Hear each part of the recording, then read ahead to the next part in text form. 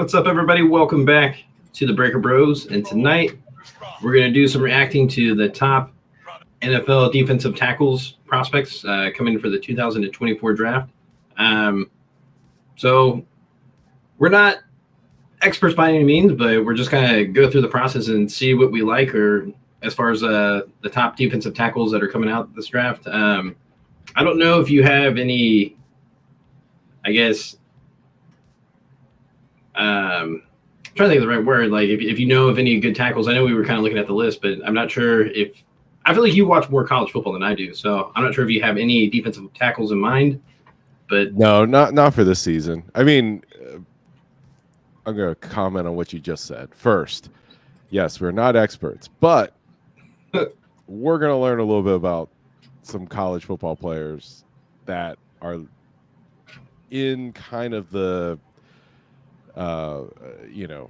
that match up with Bengals needs and draft position, just so we kind of know who people are. So when we react to when the Bengals actually draft, and maybe we'll have at least a little bit of an idea who they are. We're going to use all the tools available on the interwebs to get ourselves ready to go. So, when someone says so-and-so is drafted by the Bengals and we freak out or we get happy, at least we'll have spent like 30 seconds thinking about that guy in orange and black.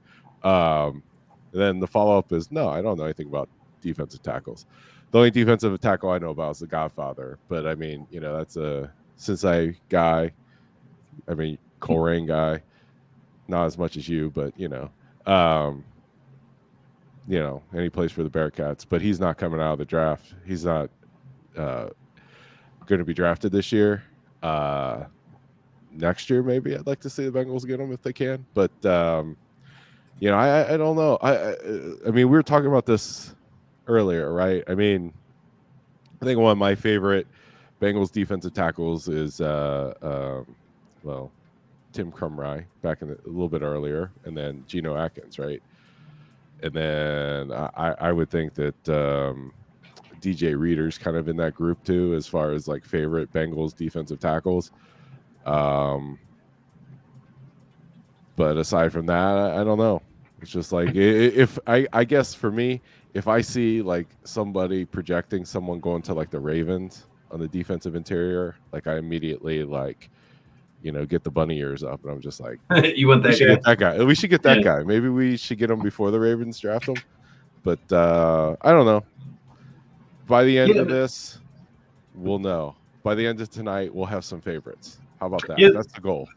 This is kind of like a piggyback of what we did last week, because we started to look at some of the offensive tackles, and we kind of like doing this process where we just kind of see what's out there. And I think if we just do like the top 10 of each position, that we'll have a pretty good idea of like who would be a good fit, or maybe would definitely not be a good fit for the Bengals. And I mean, at the end of the day, I mean, the Bengals are always going to pick who they're going to pick, because I feel like last draft, I felt like I was so off. We know that like a Duke Tobin burner account's watching our shows, right? So maybe for sure, maybe they'll just say, oh well, we were going to pick Leonard Taylor, but we need Newton instead. I do feel like we did sway them to kind of pick Chase and not go the conservative route, and I would say not go to the lineman. I mean, after all of our analysis, we were definitely pro Jamar Chase, although I do admit that I did like Devontae Smith a lot. But to be fair, Devontae Smith is a good NFL player. No, he's good. It's not like it would have been a mistake. But and then I guess ironically, what's the position of need for the Bengals going into the draft? Right tackle. There you go. Yeah. So hey, But I would like to add, though, if you think about the right tackle, especially, oh my God, I forgot his name, Penei Sewell. Yeah. If people remember it, he kind of struggled most of his rookie year. So even if we would have picked him, I mean, don't get me wrong, he's an all-pro now, and he's figured out whatever he needed. But had we drafted him the rookie year, it wouldn't have necessarily panned out that well. Because if you take away all the production that Jamar Chase had in his rookie year, we don't go to the Super Bowl. So, But don't get me wrong. I mean, if we could have both, we would definitely take it. But I think sometimes people if you forget. could get 2 top 5 picks in a draft that's like loaded with talent, right? Because Yeah, that's the funny thing about the draft is if you look back, there are certain years of the NFL draft where it's just like it doesn't matter who you pick, everybody picked in the first round, nobody was any good, right? And then there's some drafts where it's like every dude in like the top 10 was good, or maybe not like all the top 10 picks were good, but like if you go through the first round, there's like 15 dudes that are like awesome players, and then you can go to another draft and there's like nobody that was like an all pro level kind of guy. So, it's all about, good strategic picking, but also like luck in the draft. You never want to have the number 1 pick when the draft sucks. exactly. And I feel like specifically with that year is like I felt like with both of those players they were like can't miss. And then I kind of with this year looking at some of the prospects that we have good potential yet, I feel like it's kind of the same situation. And I feel like I hope you're right. I don't know. I don't know. I mean, I'll be able to look back in 5 years and tell you, but I don't know. It's the one thing I will say, the only feel I have for it is, and this is just a random theory that I've never tested, but if the teams that are usually good in college football are good, then I feel like that's probably a good sign that the draft is good. And then if you get like a year where like in the like specifically in the playoff, if you get a year like where the playoff is like filled with like teams that normally you don't recognize, then I feel like that's probably a sign that like the draft is somewhat weak. So based on that metric I just made up this year, I feel like the draft is probably going to be pretty good because, you got Michigan, Alabama. I mean, Washington is not quite, an unknown, but like Texas, that's a name brand team. And then you think of like teams that probably had a pretty good argument that they should have been in a playoff that weren't. You got Florida State, you got Georgia, so I feel like it's probably going to be a pretty good year for the draft. But, I just made that up. That's my gut feel on it. That's my gut feel on like someone who watches the Bearcats play football. So that's my exposure to it. No, I guess getting into it, I guess let's get into the list. So okay. We're using this is PFF. PFF. The infamous PFF. Okay, yeah. Speaking of PFF, what were you saying? Somebody Oh yeah, so on the Pat McAfee show today, JJ Watt was on there, and this is kind of ties into I guess grading, scouting, whatever you want to call it.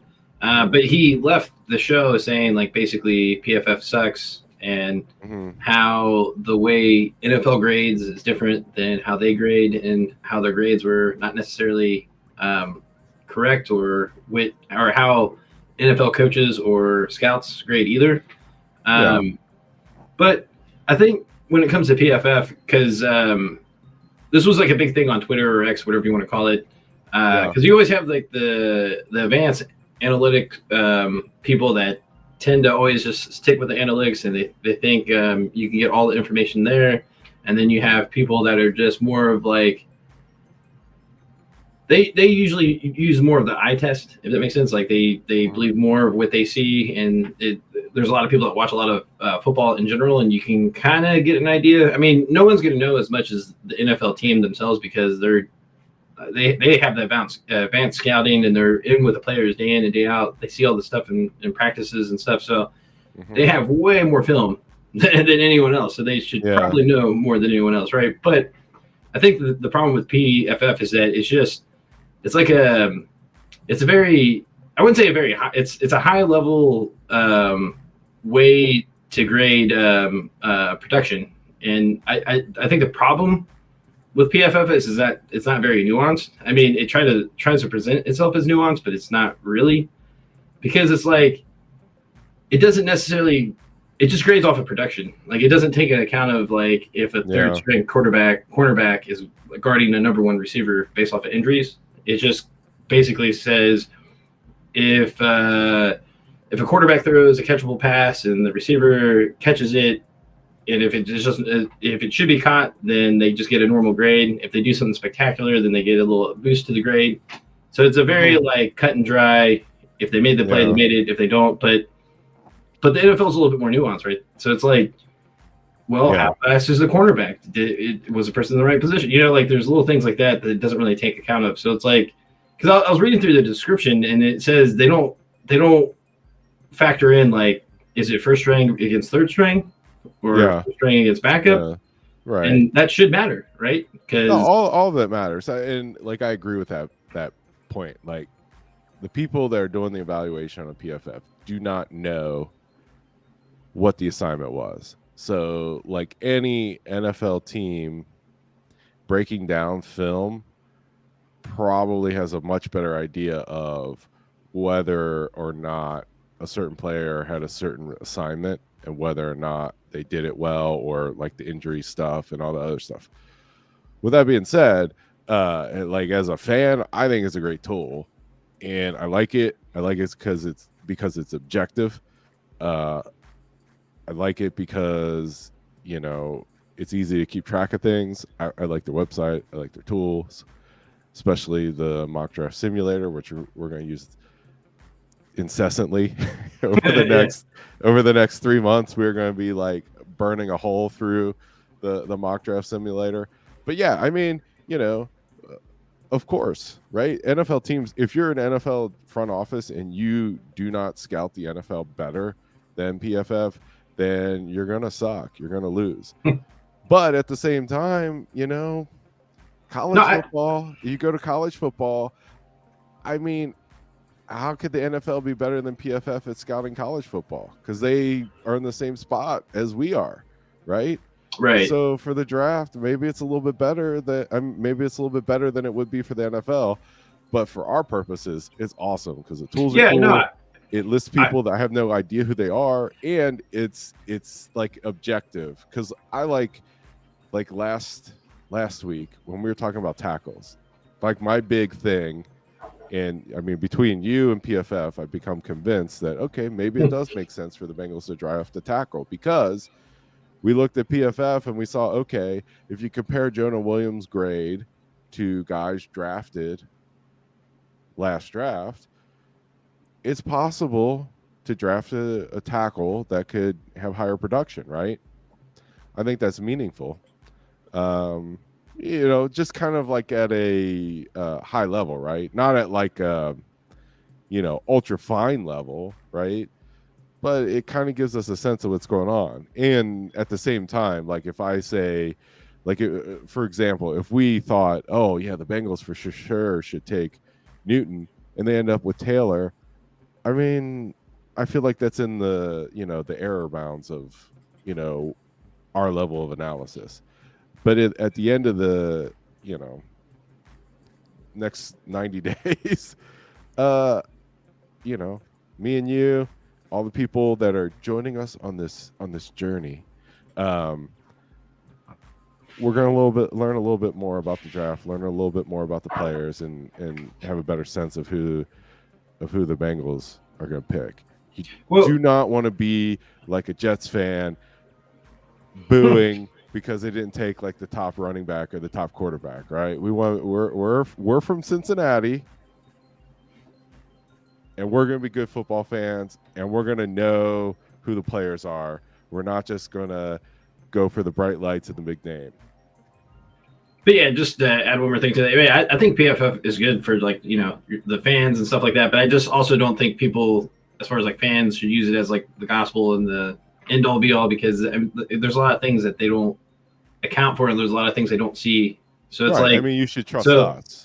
Trust us. Well, I mean, I guess the point I'm trying to make is that the reason why there's coaches that coach and there's scouts that scout and people that do PFF, like there's a reason why that's all I'm saying. Like they do really good at their job. So. I mean, you could trust whatever you want, but I'm pretty sure that there's some burner accounts for the Bengals kind of doing what we're telling them to do. So very possible. And I wouldn't blame them.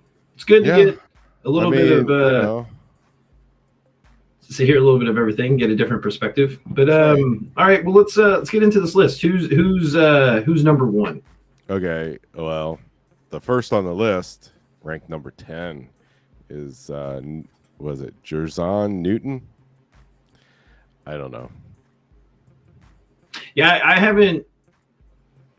Typically, I don't really get into college film until it is draft time. So this is like the introduction for me to Newton. But we did cheat. We did watch a little bit of the videos before we started, and it says he's 6'2", 295. I would not be surprised if the height gets revised down just a smidge. Okay. All right, let's get this started. All right, so let me know if you need me to pause. No, that's a sack. That's good. Again, against Minnesota. Do you know if Minnesota was decent last year? Well, was it last year even? I don't even know. Oh yeah, that's a good point. It just says highlights. I just assume it was. Yeah, I mean, guess it doesn't it's matter. hard to say. I mean, to me, it's just sort of like you see Chattanooga, I'm like, whatever. You see Minnesota, you're like, all right, it's a Big Ten team. They're gonna have some guys that can play, right? Not to rip on Chattanooga, but you know. Let's see. He's fast. I mean, he looks quick. He does look quick. I think we were talking about. Coach is happy. Coach is happy. All right, this is against Kansas. I just don't think he's going to do the same thing that you would look for, like Reeder, right? Reeder was really good about pushing people like back into the pocket and like stuffing the run. He looks more of like a decent pass rusher, actually. So I mean, I don't know. I get more Geno Atkins vibes from him than anything. Okay, so I don't think he's as big as Geno Atkins. Like height, take height out of it. I mean wide. I mean like Geno Atkins, like between lat to lat, Geno Atkins was like a.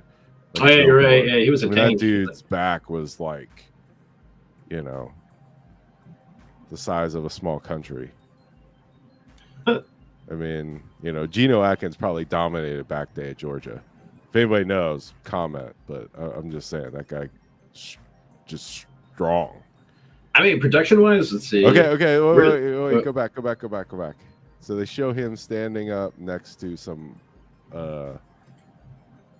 Pause it. Okay, so those are some Nebraska offensive linemen. 54. Is that a? I'm assuming that's a center, right? I don't know. Because 54. I guess I could rewind it a little bit. 69. We got Nebraska. Okay, there you go. Oh no, 54 is a right tackle. Right tackle. Okay. It's weird. It's a weird right tackle number. Well, maybe he, grew out of being a center. Yeah. I'm just saying. Yeah.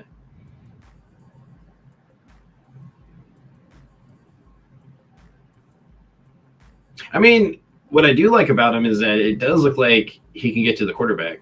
And I do feel like that it was something that we're missing outside of Trey Hendrickson, is having that other player that can consistently get to the quarterback. Yeah. And I don't know, this might work because when you're playing quarterbacks like Lamar Jackson, Josh Allen, Mahomes, like we're gonna have to face them a lot. Yeah. Okay. We got to come up with like a grading scale. I was kind of thinking about this earlier, right? Okay. Like, in terms of draft prospect level. So I guess I wouldn't be upset if they drafted him, but I don't think he fits the bill for what we're looking for, personally. Yeah. Well, it just depends on how they feel. Like if he can have I don't know if he'll have the same amount of success, because it seems like he's got a lot of sacks for a defensive tackle. Like it's just all he does. No, no doubt. So I mean, he seems like he seems quick. He seems a little bit smaller than 6'2". Well, but that's what I'm saying. I mean, like, they don't show this any might be highlights the new against the wave, run. though. We might if we draft him, we could be ahead of the curve. Like this could be the new way to stop those quarterbacks that are kind of like dual threats. I mean, you know, Geno. Well, traditionally you get defensive tackles that are big and sturdy, and like they're not necessarily there to pass rush. I mean, there's some that can, right? Yeah. But I'm saying typically they're there to like stop the run and manipulate the pocket. I'll put this very similar to Reader. If this guy is the best available tackle, then I would take the risk and re-sign Reader. Like I would outbid any other team and just be like, you know, Reader's our guy, because I would take like a hurt Reader over this guy. All right, let's look at the new guy. Let's look at the next guy. I've seen enough. Okay, here, let me switch over. All right, but let me just finish Taylor the third. Wait, hold on, I gotta look it up real quick. Leonard Taylor. You need a louder keyboard. You can hear that? All right, I'll mute myself. You like that? You like that? No, I don't think you need to mute it. I thought it was interesting. I feel like we're delivering content to the people if you have a noisy keyboard. But yeah, as far as Newton, I feel like because he's quick, that might be the new thing to do, is actually get more of a pass rush from the defensive tackle, because I think nowadays, especially against Mahomes, Lamar Jackson, Josh Allen, like the ones that can throw pretty good and run really well, if you can get to them with only 4 people, like that could be the key, because I think the formula now is that you really have to rely on the blitz to get there. And I just feel like the Bengals have never really been that great of a blitzing team. And it's just like, if you can't blitz that well, then you put your defensive backs at you make them more vulnerable because you're not getting that pressure and they're just getting the passes anyway. But I don't know. It could be interesting. Maybe they try that and it might create more pressure that way. But all right. Yeah, I don't know, man. I would sign a free agent or something. I mean, there's some real dudes that were like Leonard Williams is out there, right? Like I would sign Leonard Williams over taking Newton. Yeah, but how much would you have to pay Leonard Williams? You think? Like, you think he's gonna? It doesn't matter. Whatever it costs, I would do that. I don't think he's like a $20 million a year guy though. He's like a $10 million a year guy. Okay, so he's 56 right, from Spotron. So, yeah, this guy looks bigger for sure. Yeah, this says 6'3", 305. He's right there. Yeah, I mean you can see him. That helps, right? Okay, first of all, they're showing highlights. I mean, against Bethune-Cookman, so take it with a grain of thought. But they're showing highlights against the run. See, this guy reminds me more of a Reader, right? He just seems more of like he's gonna get in the way and stop everyone. I just want to see some. We're talking about defensive interior. I want to see a guy. There you go. There you go. Wait, okay, I guess he's 56. Did I say 54 before? No, 56. No, you said 56. Okay. All right. So 2 things I like right now. He looks big, and I like big men that wear like the short jersey. I just like that look.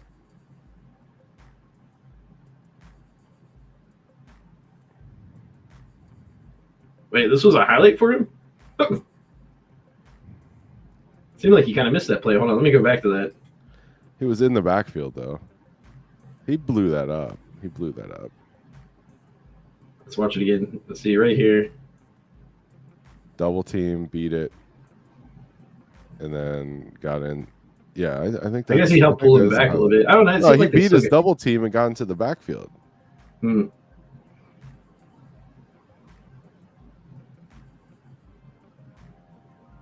Yeah, I already like Leonard Taylor over.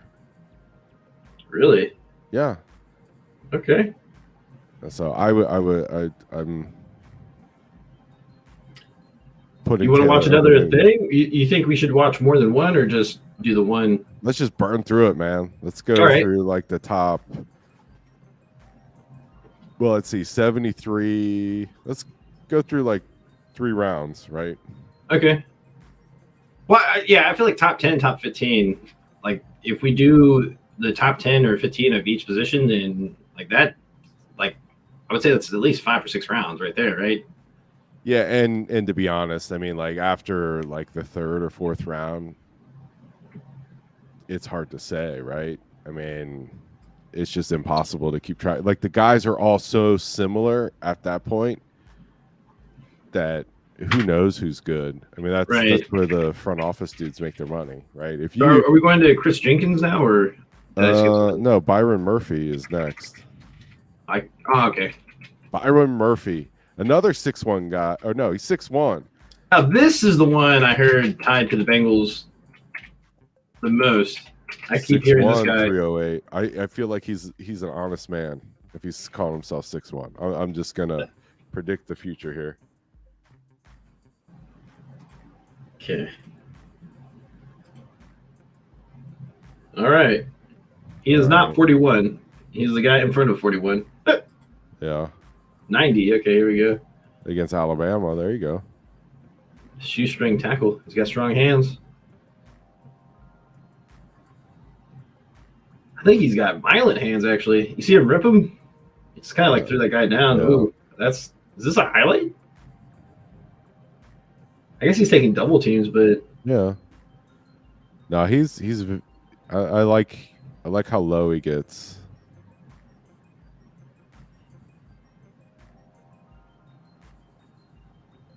Oh, you got that one. Yeah.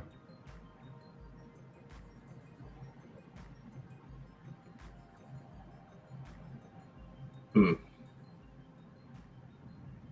you go. There you go. Well, you got to finish the play, though.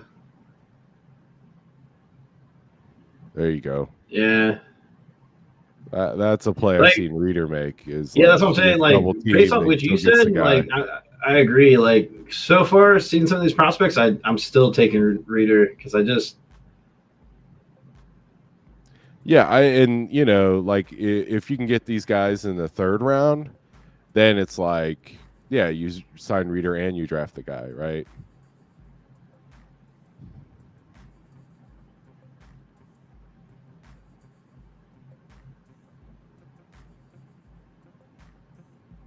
I mean, he's consistently taking double teams, but it doesn't seem like he's getting in the backfield as much as those other defensive tackles. But to be fair, we're watching a very limited amount of snaps. But well, you're watching highlights against Alabama, which that's is true. Like this to me is more like NFL. Yeah, like it's almost like watching what he's going to be like in the NFL because the dudes he's playing against are probably going to be NFL dudes, right? Yeah, I mean it's the NFL light right there. The SEC. So it's sort of like, okay, you get a guy, same age guys, they're all going to be in the NFL, so they're all going to progress and get better. But if you see a guy that can that looks good against Alabama, then I guess he's doing things similar to Reader because even on that last play, he pushed the taking on double teams. Well, no, he pushed the offensive lineman. This into the pocket. This is all highlights versus Alabama. There you go. Oh, okay. Here, let me. All pass rushes against Alabama. But I like him enough that I want to see more. Okay, here you go. Explosiveness. Pause it. Explosiveness, effort. Okay. Natural leverage. That's. When you say natural leverage, that's when I think of Geno Atkins. Like that guy. You say natural leverage. That is the nicest way to say someone's short. to all of our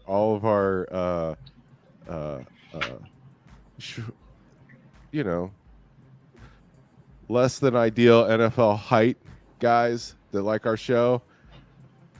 You just have natural leverage. Nobody's short. Some of us just have more natural leverage than others, That's the advantage.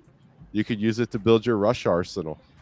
Well, I was about to say and I kind of noticed that with just the Alabama highlights. Like if you were looking at all the different looks that he was doing, like the different moves, he does seem like he has some Or I like when they say violent hands. Maybe that's more of an offensive lineman term. Or I think that's just a lineman term, really, right? Yeah. But I know when you're looking at tackles, you want them to have like really strong hands. And I would assume defensive tackles would be the same. But it seems like he is strong up front, so I do like that. Hoping we can get some actual. Oh, it's against Alabama. All right, let's see this one. That looks like this other highlight looks Okay, like. here we go. Iowa State. He actually gets out of his stance pretty quick. Yeah. Yeah, see, this is that swim move that we saw earlier where he didn't like finish, but at the beginning it looked nice. Woo. First of all, I like this guy's setup. I like his camera. I like his hat. Should definitely give that guy a follow. Yeah, check this guy out. I like his hat. He's got nice background. Using a Rogue Shure football. There you go. You're doing a good job. Nice work. All right, what's you good on him or should we keep watching? Yeah, I'm good on him. I would be surprised. Okay. Right. I'll put it this way. I would put this as a mild surprise if the Should Bengals we pick him in the first round. I would be pretty excited if they got him in the second round. How about this? How about this? Let's do you have like anything to notate on, like a spreadsheet or something? Because why don't we kind of like make our little mini draft board right now? Okay, hold on. Because we might as well start. Yeah. Yeah. Let me start taking notes here. Let's see. I'll just Google. Oops. Here, let me. Yeah, maybe I'll do that while you're showing video. Yeah, I got you. Here, no, I got Let's you. find Chris Jenkins, and then I'll get out the old spreadsheet.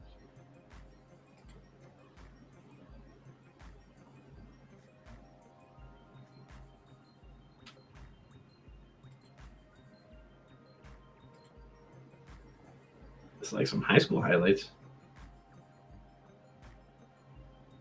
I love like whenever you're playing like or not play, whenever there's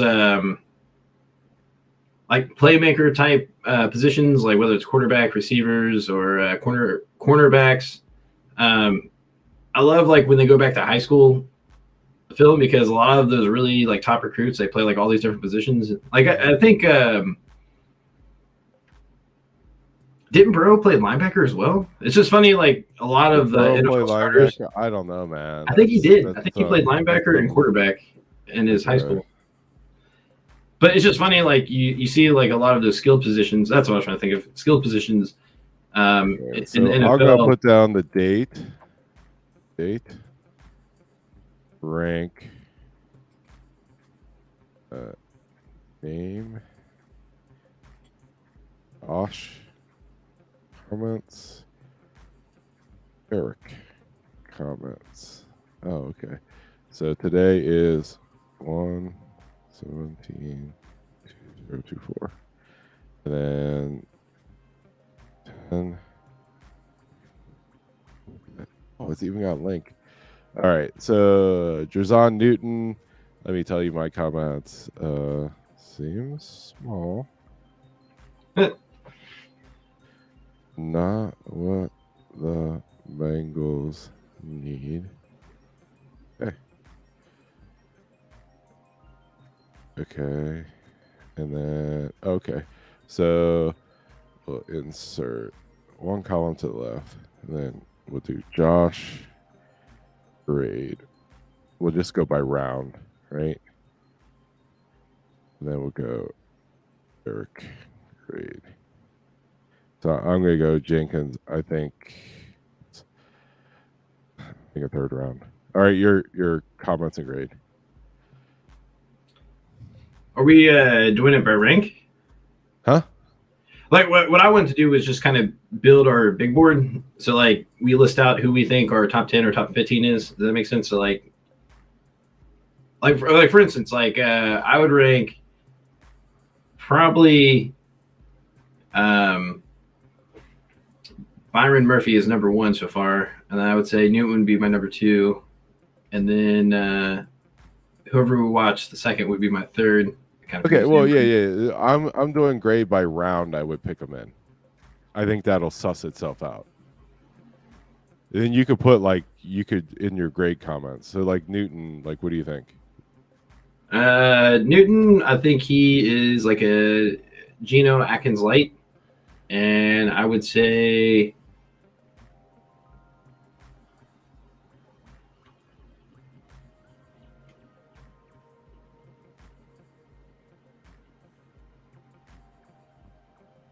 What else? I would say I feel like it's gonna change as I see some of these more, but Well, that's why I now, put the date. That's why I put a date on it. no. I meant like as we continue to go through the list, like because if I see someone else, I might rate him higher. We could change it. Okay, so what grade, round would you draft him in? I got you. I would do it. Well, I guess the second. It'd be the second round. Okay. All right. Because if we're just drafting these defensive tackles, right? Then Yeah. so guys, Leonard Taylor. yeah, Leonard Taylor. Okay. And so this guy was 33. Did I get that right? 33. And do Control Viz. Okay. So Leonard Taylor.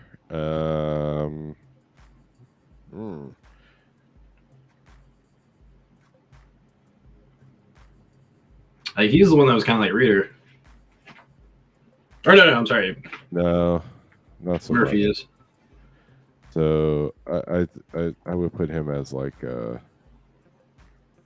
third round guy. Your votes? Yeah, I would put him. Well, like to me. No. I think second round because that guy looked big.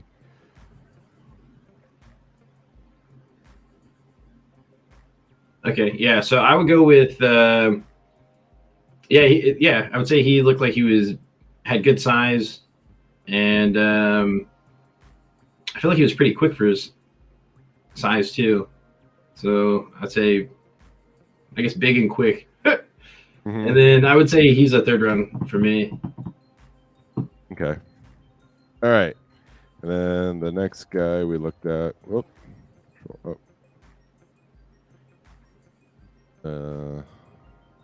Was Byron Murphy, 44.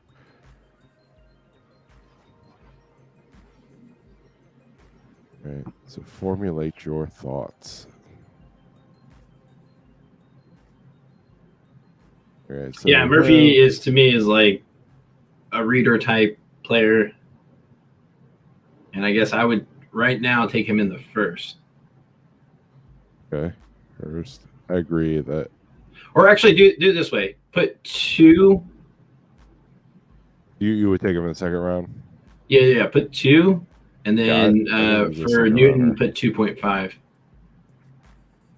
Newton 2.5. Yeah, works.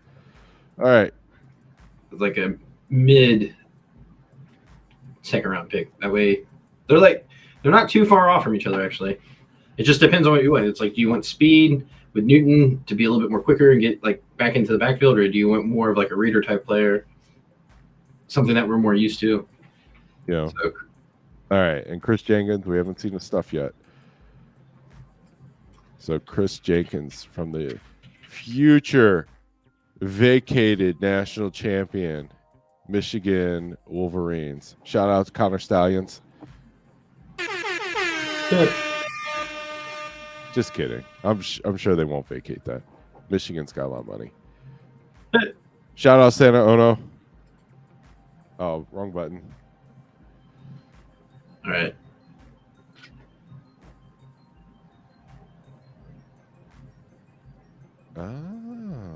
See, that already makes me like him even more. I didn't know he was his son. Yeah.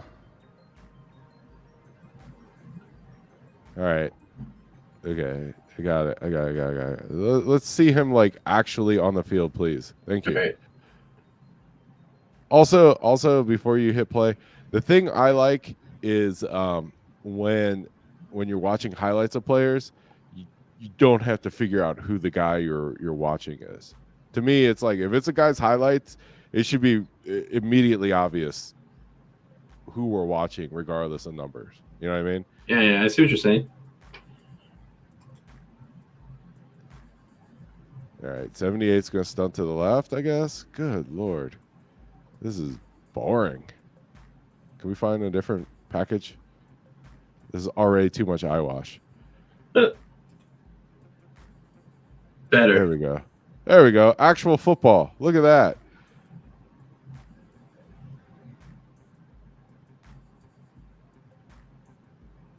Okay. Dude. He just got blown up. How's this? By the double team. He held up okay. Oh. I think this is the all 22 against Penn State, right? Yeah. Okay. Yeah. Well, this is good. I think watching. I mean, Penn State has some NFL type guys. Okay. Yeah, I don't know. I was thinking I would like him a little bit more than what I'm actually seeing. Yeah. Maybe Penn State was a bad game.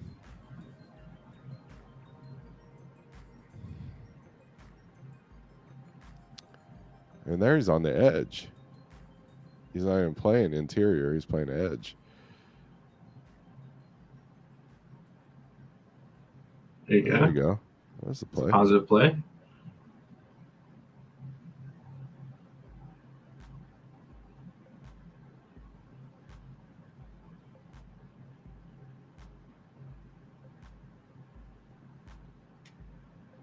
I do kind of like seeing it against the same team, though. It kind of gives you an idea, Yeah. like how they do it how they perform throughout the game. So far, I feel like he's having a rough game. Yeah, I mean this. He doesn't seem to hold up as well as I was just gonna say it seems like he doesn't. I mean, I want to say he doesn't play with good leverage, but what I'm really saying is like it looks like his So he's butt's tall. too high. It looks like he plays with his butt too high. You know what I mean? All right. I don't want to see a bunch of dudes lifting weights. All right. Okay. I'm just gonna put bad deadlift form. Oh no. Man. 5th round? Your thoughts? I feel like it looks like he's versatile, but not dominant. And I would actually give him a 4th round.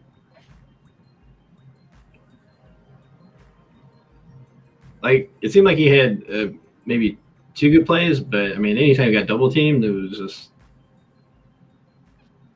like I feel like if he was on the Bengals, they would purposely run his way. Like, Well, I mean, they have a lot of options, so. Let's see, 52. was that say what's his name? Here, I'll show you. Brandon Dorless. Dorless. They actually have an accurate age on this guy. No fake IDs for Brandon Dorless. Everybody else is, I am 12, right? Okay. This is good. This is against Washington. Another. Let's see.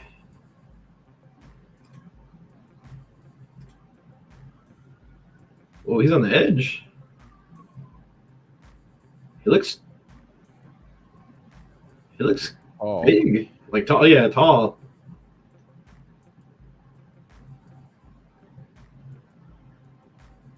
On the edge again. yeah, he looks like a big dude. There you go. This guy looks like he would play. I like to see tackles stopping the run. This guy looks like he would play for Baltimore. Yeah. I feel like he's good, but I just don't think. There you go. Stop the run. It's a nice tackle, yeah.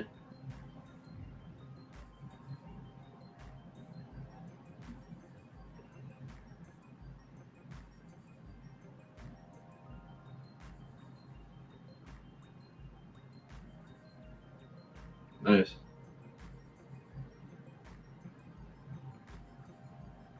Double team. I feel like his hands are active. They're very active hands.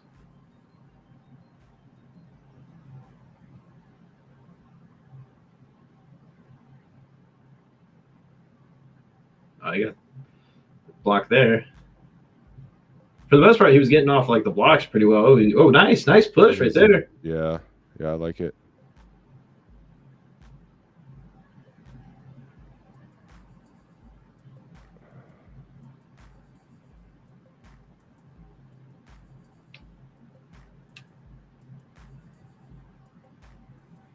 There you go. Nice. There you go. Spin move. Yeah. Okay, He spun. yeah, but I mean, yeah, I feel like those things you can sharpen up. I mean, it's nice to see those different moves because you're eventually he going to looks athletic. Like he's. I feel like he. All right, I'm gonna make my notes.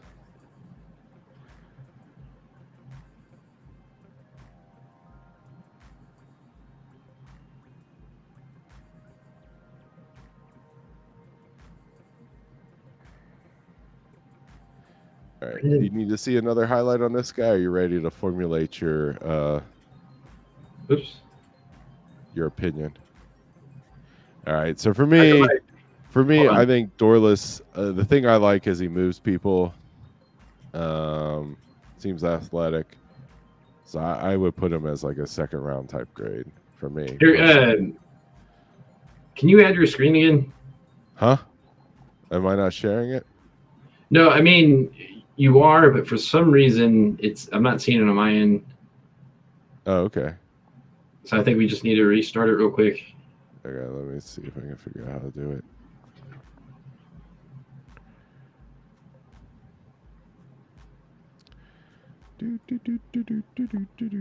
We need like some.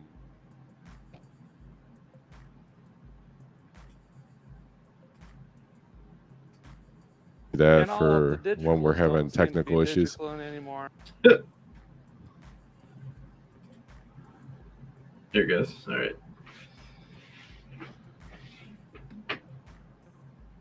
Come on now.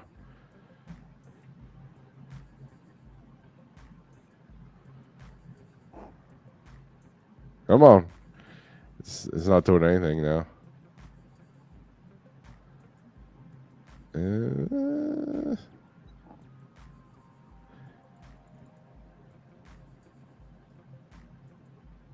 Is it not responding? Like I keep clicking the button to present. Here, let me drop off and pop back in. Okay. No, it's not doing that either.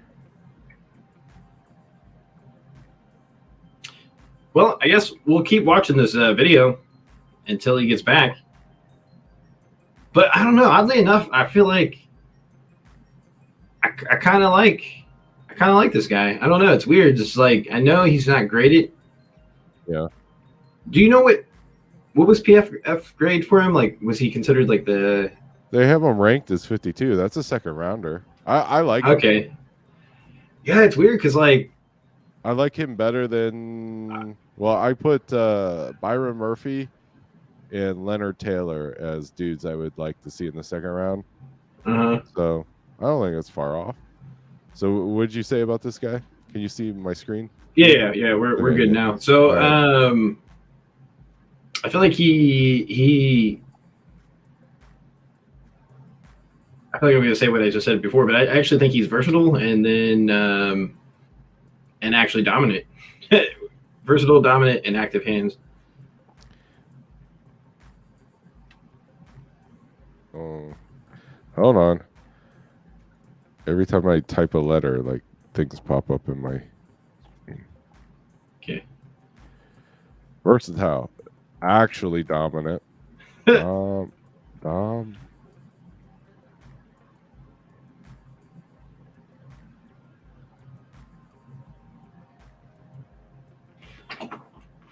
Are you still there? I think you're frozen.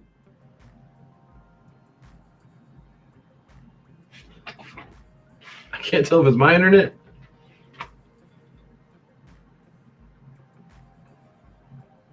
It's all right. I'll text him.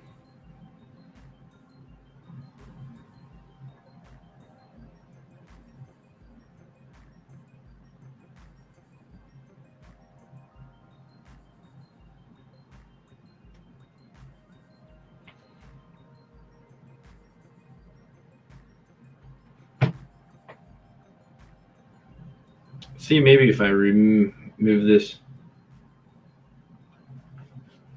Oh, there he goes. I wonder if it's like the weather causing issues.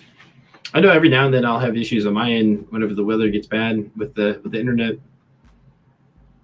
But yeah, I like this guy. Surprisingly enough, I feel like this guy could be a steal. But he also kind of reminds me of a player that you would see on the Ravens because he plays like a lot of different positions on the defensive line.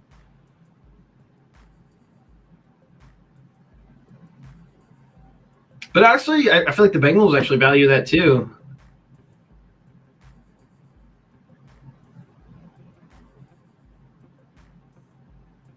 And it seems like he's getting to the quarterback fairly consistent.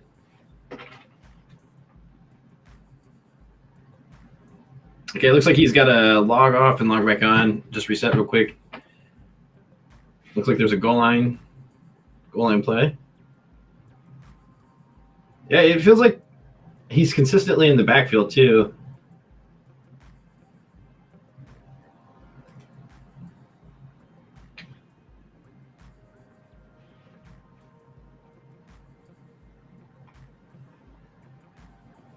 Yeah, it's weird because when we're going through like this whole process and trying to figure out which players at certain positions that the Bengals could draft in I guess all the different rounds. Like I feel like for whatever reason this tape pops off for me.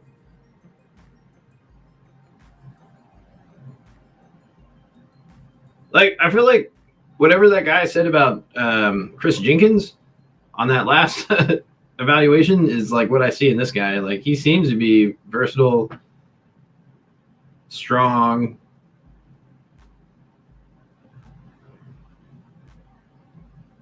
Probably wasn't the greatest play. But I like how he stands up, or he can stand up. Yeah, I mean, I would probably put him as like a second round. And I feel like if you can get this guy in the third round, this might be a steal. But I could also see why this guy may not even last that long.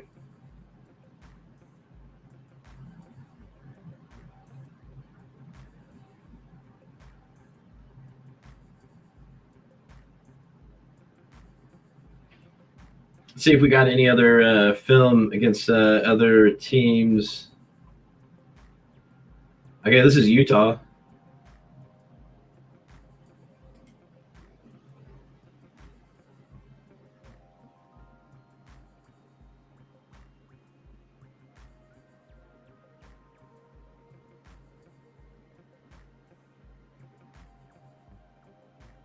Yeah, this match he's getting double teamed a lot more. I don't see him in the backfield as much.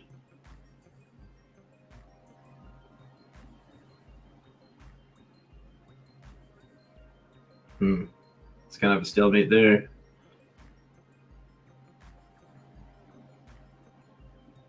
Ooh.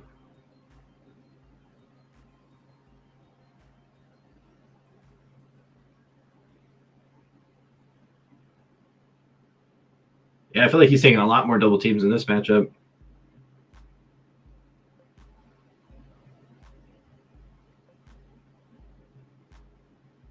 Ooh, did he tip that?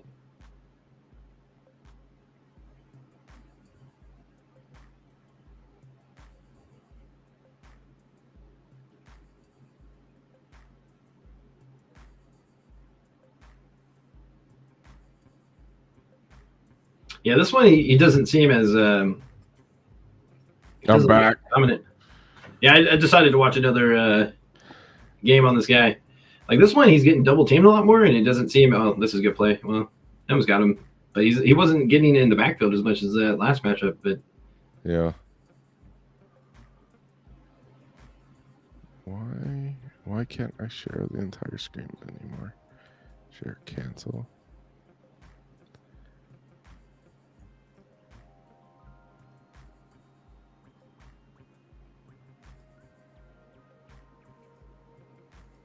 Okay, I'm back. Who are we looking at now? Same guy. Brandon Dorcas. Dorless. Dorcas is Dorcas. a bad name. Yeah. Sorry, I think I have Wi-Fi issues. No, Shout out to you're fine. Spectrum. Hey.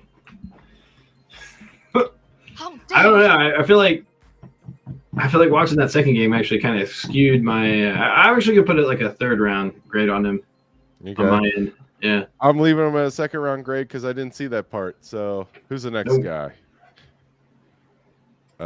Makai Wingo. That guy seems like an auto-generated name from Madden Draft, right? Like, let's just combine two guys' names.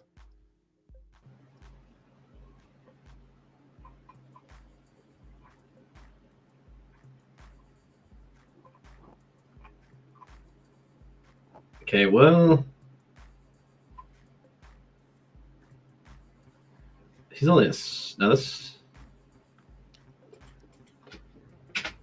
I try to get more of a recent highlight. Hold on. Yeah. Oh, here you go. This is no. I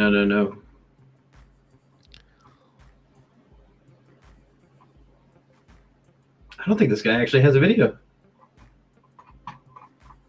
Really? Yeah. It's okay, well, we got this.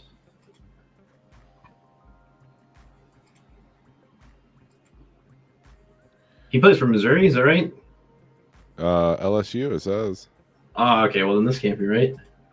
Well, maybe he transferred. This is sophomore.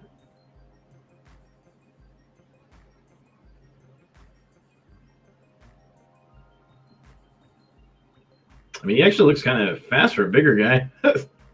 Yeah. Oh, no, that's not good. He was getting dragged right there. Mm-hmm. That's a nice play.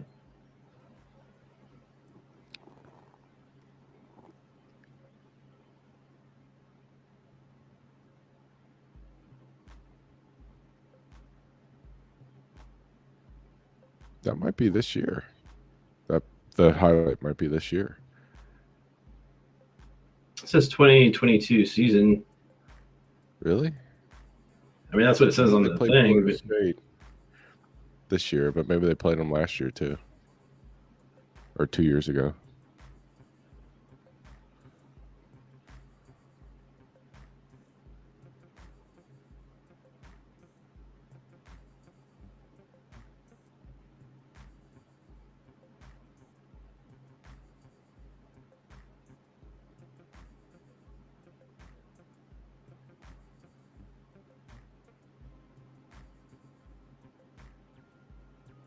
That was a good play.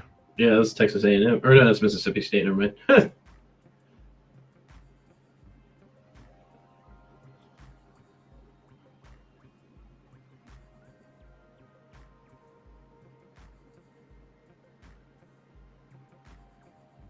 All right, I've seen enough.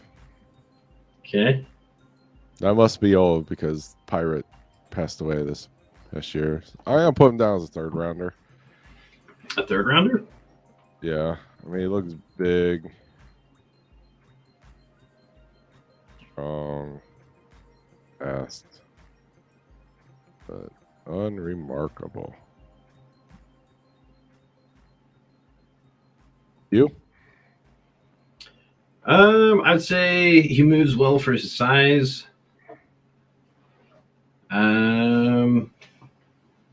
Bigger bodied, and I would give him. I would say a fourth round grade. Okay. And then next man on the big board. I'm excited about this one. Devondre Sweat. He was the first rated tackle this year in terms of production. He's 6'4", 362. I don't know why he's ranked so low. If he's so big and has such good production, then he must move like a battleship, you know? Well, Maneuver like we're about to find out. This is against Alabama. Let's see this guy.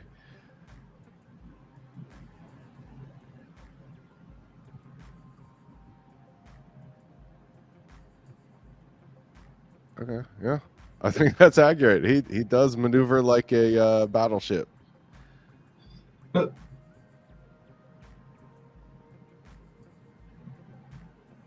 It's like Captain Stalemate, man. Yeah. It's like nobody moves him.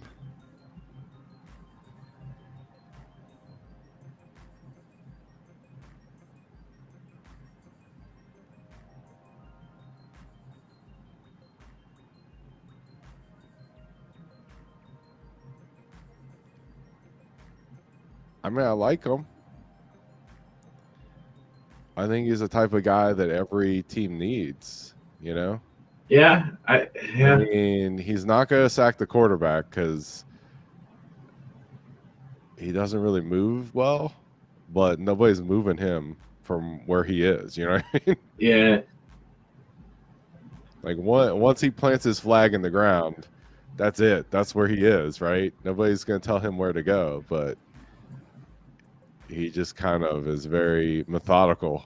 That's probably a good way of saying it. Methodical.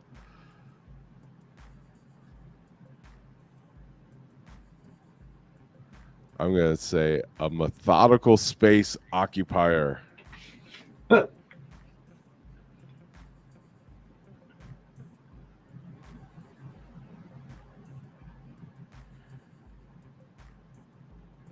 only thing is that he's just not that fast.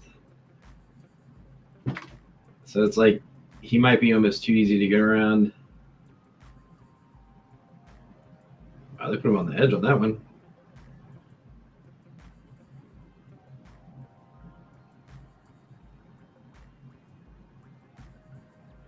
Okay, there you go. Wow, he really pushed that one guy back.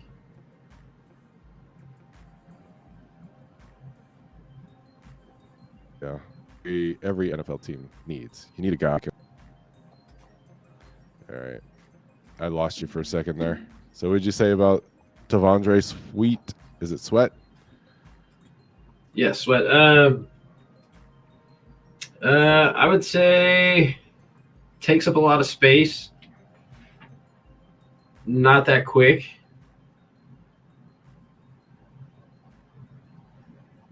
But I'll give him, for me, I'm giving him a third round. Okay. Actually, make that a 3.5.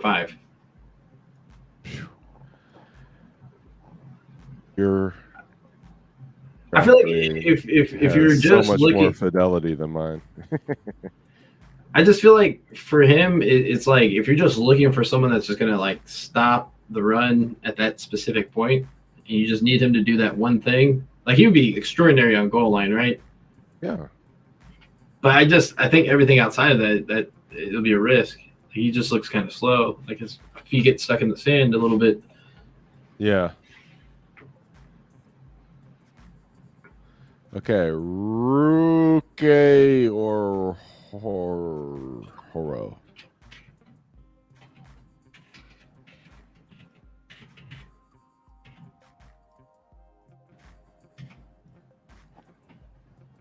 He's from Clemson. Yeah.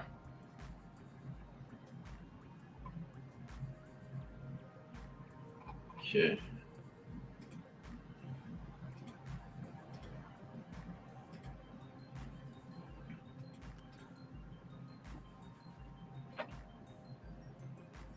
Oh.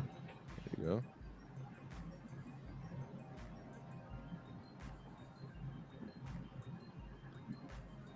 Wow. Okay. Well, to be fair, this is like an actual highlight film, so it's going to seem a lot better. That's our guy Miles Murphy, right? Which one is he? Is he 33? Yeah, he's got to be because like his name's huge. Ooh, Okay, that guy's got a little. Yeah, that was really good for a defensive lineman.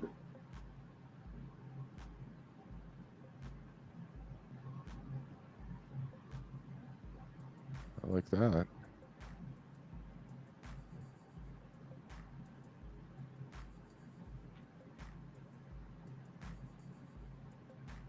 Yeah. See, I actually like this guy better than Sweat. Yeah. Wow.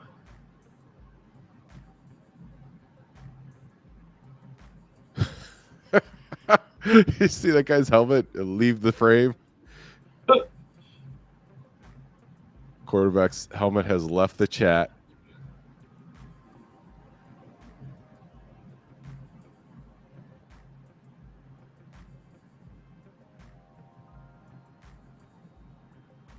There's a big boy team there.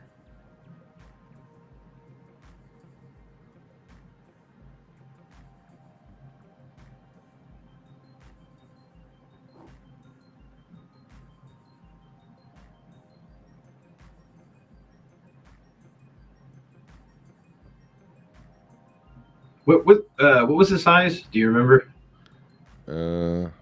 No, but it says 6'4", 295. 6'4", 290. He doesn't look like it. No, he doesn't look 6'4".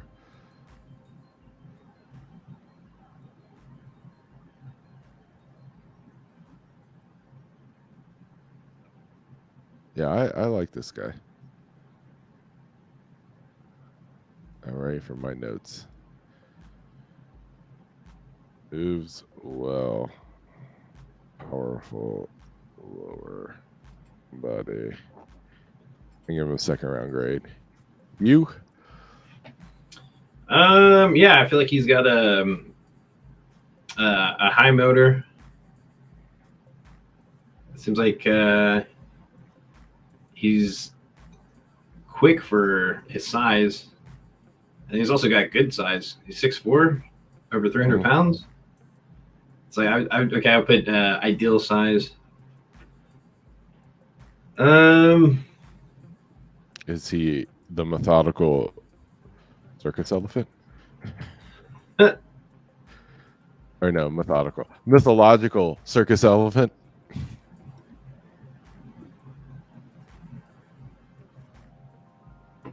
All right. What round? I'm just looking at. Well, I'm looking at my other ones. I'm trying to adjust as I go. That's cheating. Just like, what's your gut feel, man? Well, it's going to change as I see him, right? No. Like, what round would you be happy with the Bengals drafting him?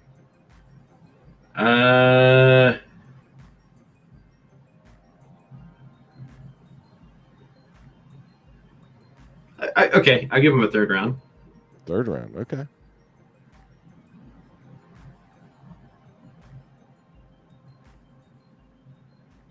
All right. 1, 2, 3, 4, 5, 6, 7, 8. Okay. We're 8 players into this. Okay. Dwayne Carter from Duke. Isn't that Lil Wayne? Impressed. Lil Wayne got into Duke.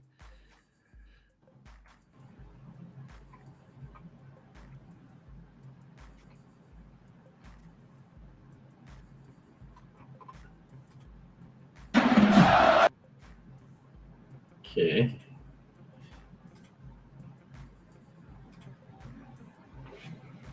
Oh, this is what? 2022.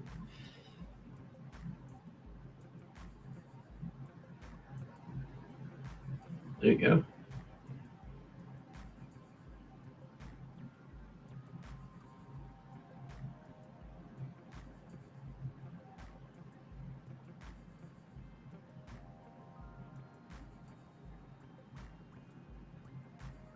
Yeah.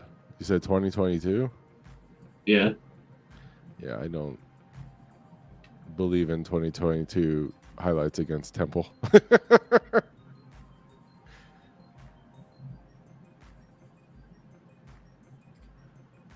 There you go.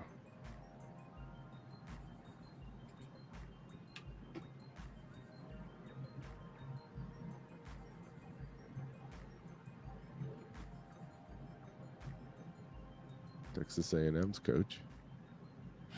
Oh, there we go. Oh, damn. Ooh, that looked good.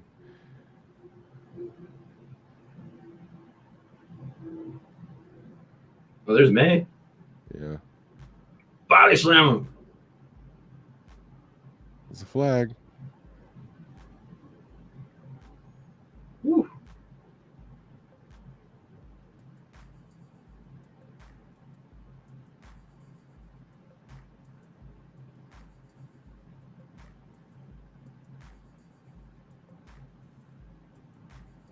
I like the white tie. Classy. Classy. Okay. Don't care about 2022.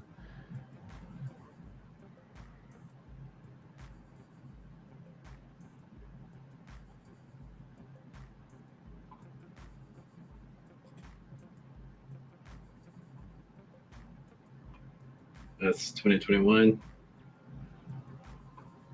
I guess we don't have too much film on him. Okay.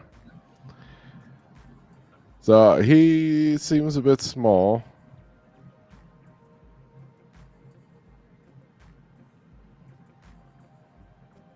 But productive. I'm gonna do third round.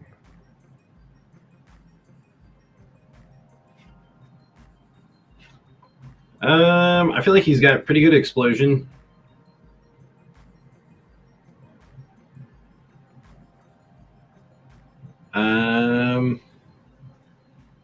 Just feel like we didn't get to see much of him. Well, you know, we're just doing this for entertainment value.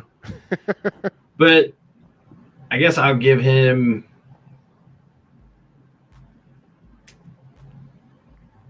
I'll give him a He's third supposed round. to be 6'3". No way, dude. That guy does not look 6'3". All right. Braden Fiske. 6'5", 297. This is an old school Bengals player.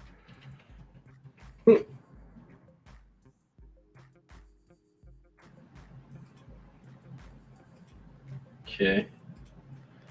I mean, automatically, I feel like Marvin Lewis would pick him in the third round just based on his height. Is this? Oh, this is Florida State. Okay. Yeah.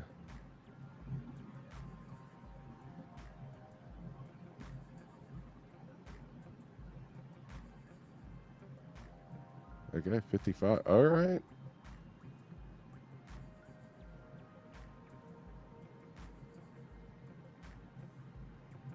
I don't know, man. I like this guy. He does not look like he's 6'5", 290 something. He looks more like he's like 6'2", 290 something. No? It's hard to say.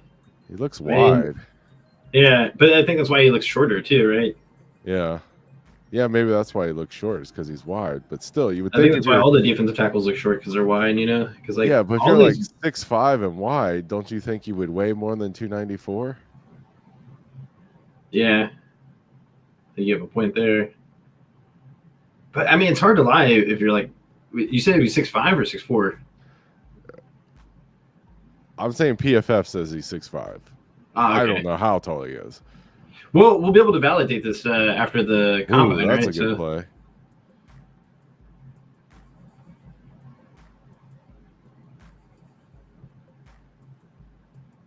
Yeah. Louisville. Dude. He's quick and fast. Like, yeah, he was tackling the dude and was getting the ball.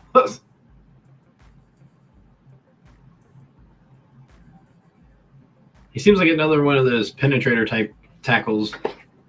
Yeah.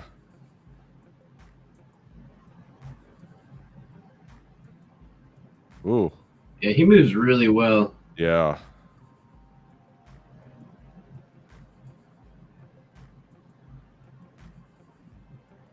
He doesn't look 6'5" to me. Well, hold on. Well, See him stand next to offensive linemen.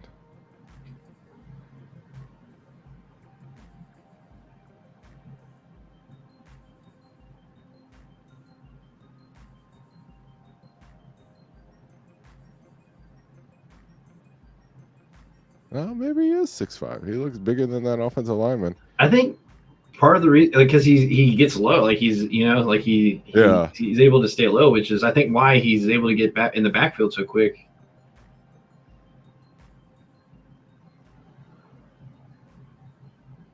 Wow. Ring. I don't know what it is, and this is probably because he's white. But doesn't he feel like Justin Smith a little bit? Yeah, a little bit because of like how like because big he's his arms violent and are, and well, he's yeah, he just wide. Yeah, okay. he's like mean, Yeah, like mean. yeah. No, Quick. I think that's what I was thinking. I was thinking he's wide, fast, and violent. Those are my words. You think he's like? What are your comments? Like Justin Smith? Is that what you're gonna say? Yeah, like reminds me of Justin Smith. He's a penetrator, mean, fast, quick. I mean, yeah, I'd give him a second round grade. Yeah, I can go first round.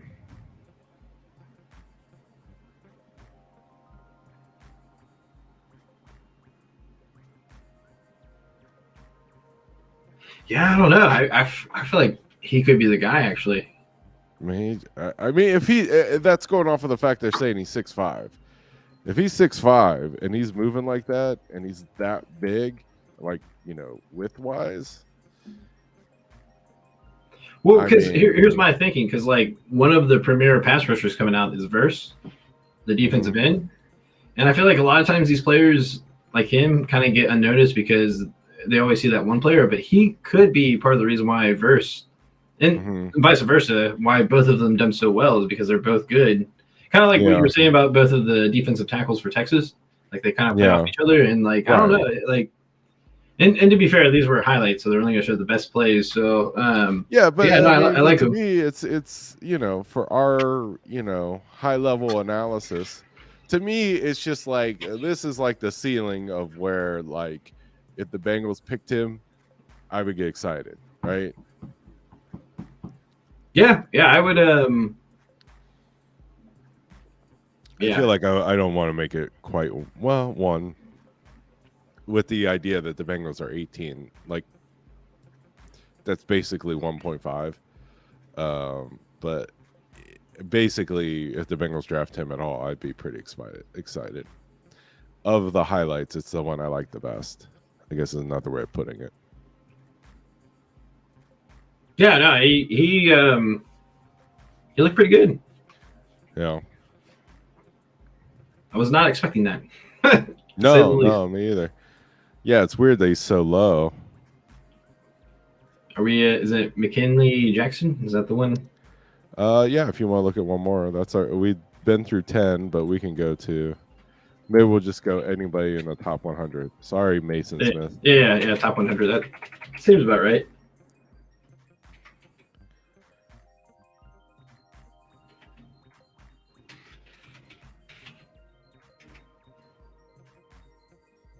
If this guy's Texas A&M. Yes, sir.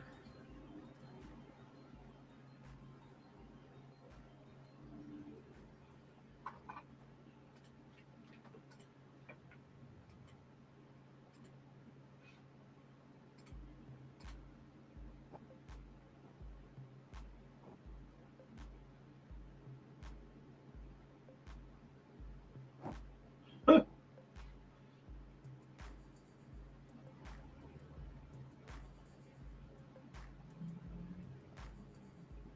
Choppy feet.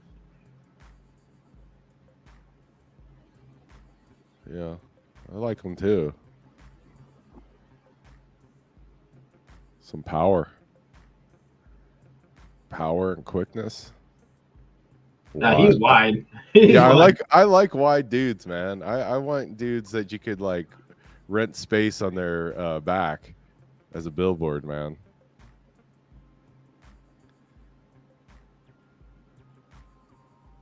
There you go. That's South Carolina. Yeah.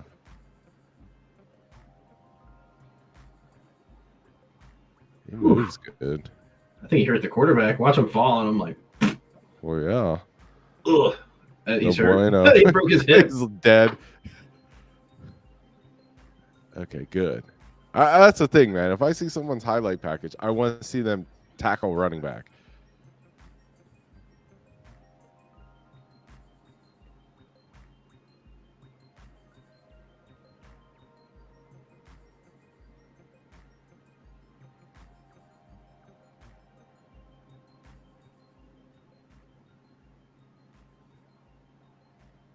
I mean, he chased down a quarterback. I mean, that's Yeah. I think generally a quarterback should be able to outrun a defensive tackle. Yeah. They want to survive, they better.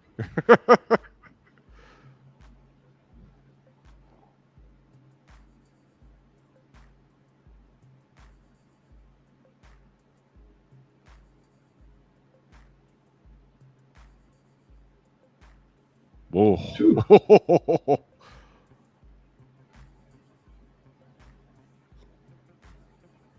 Yeah. I don't think he's 6'2". But this if there was like of the people that we've watched so far, this guy is the guy that gives me the most like Geno Atkins vibes. You know what I mean? Like he's wide and he moves good. And when he touches people, they go down. Yeah. I feel like he's good at like manipulating people too. Yeah. Because I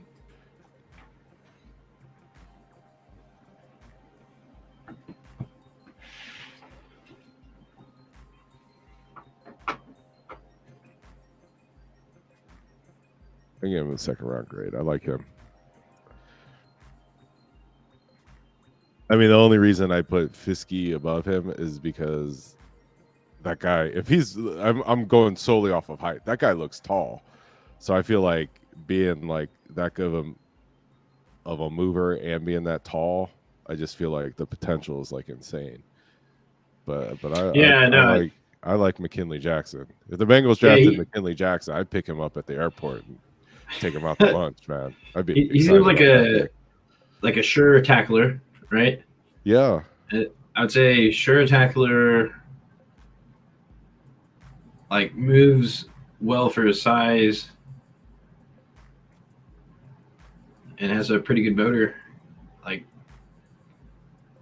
the one I was actually kind of disappointed with was Sweat. I felt like he was huge, but just like there's some plays where you could just tell he kind of gave up on. And to be fair, he gave up. I just think he's like an iceberg, man. It's just like people just move around him. They don't want to run into him. For me. I would give this. I like him as a player. Like if the Bengals drafted him, I would be excited because I think that he would help in the run defense. But like he's not like a high round pick guy. He's like Sweat we're talking about. He's kind of like the mid round guy, 4th round, 5th round, 6th round, where it's sort of like when you're picking at that stage of the draft, I think you pick dudes that can do something good, right? Because like if you're picking a guy in the 4th or 5th round, that guy isn't going to be elite at like 5 things. He's just going to be able to do one, he's going to be like a fire extinguisher. Does one job, does it well, but you need it, right? Mm-hmm. Your Swiss Army knives and whatnot are 1st, 2nd round guys, right? They can do everything and they're elite athletes. Whereas like later, you're just looking for guys that can get some plays, right? You could, I mean, if you put them on the Bengals, you can immediately see them coming in on rundowns, right? Yeah, I feel like for me, he's like a 3rd round. What, the Sweat guy? No. McKinley Jackson. Okay. Yeah, I don't think I put my. Okay, I got him as a 2nd rounder. I like him a lot. Nice. I think he's a good player. I think he's going to be a good player, just based on our 30-second analysis. But I feel good saying. Okay, I know. I said we should do the top 100, but Mason Smith is 6'6". We gotta watch it, right? Let's do it. All right, I mean, come on, man. Anyone that's over 6'5" or 6'4" automatically gets reviewed. No, I'm just kidding. If they're a 6'6" defensive tackle, come on.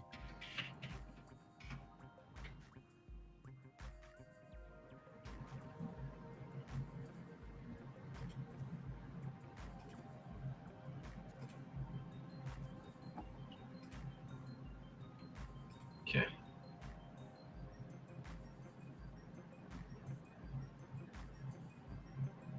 Yeah, I think he's that size because like he was about tall as that guy, bent over a little bit. Yeah.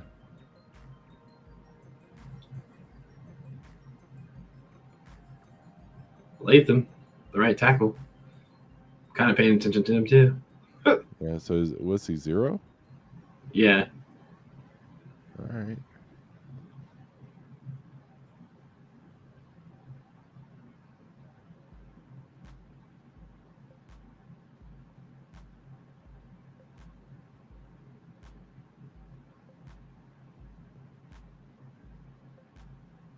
Yeah.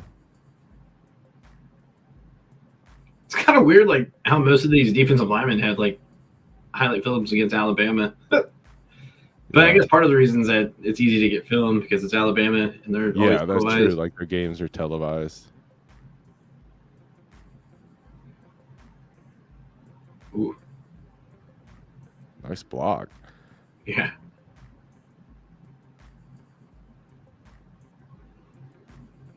I guess that's the one thing I'll say about him. I feel like he should be more powerful for his size. So you must not have that great of leverage. Well, it's hard when you're Well, yeah, when you don't have that natural leverage, being all 6'6".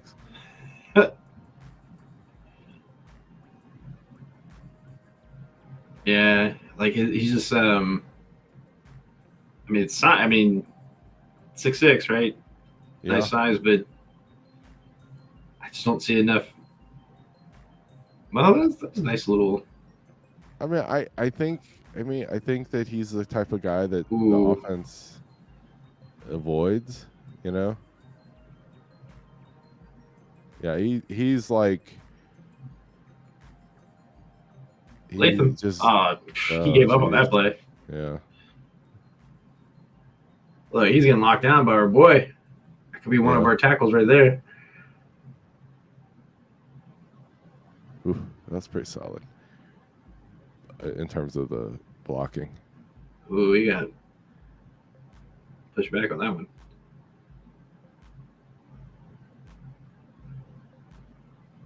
Oh my god! Yeah. Oh my god! Be careful. They actually got some decent push there. Yeah. But I think that's his problem because he's so tall. It's like it's really hard for him to get that leverage that he needs. Yeah.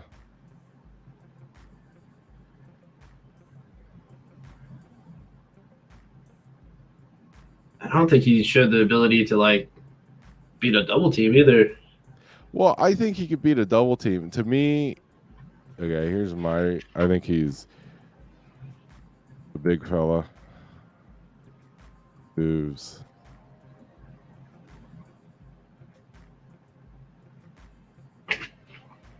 I'm trying to think of a way to say.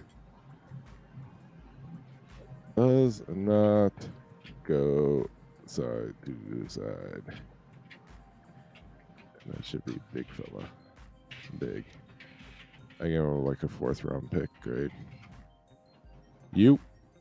I mean, I think Sweat and Smith are like, you know, they're like the same type of dude. Like just like big, strong dudes that they're, you know, they're going to cause problems. You know, they're going to help shore up the run, but like, you know, they're not the guy that's going to make the play. They're the guy that's going to like occupy people to allow the other guy to make the play, which you need.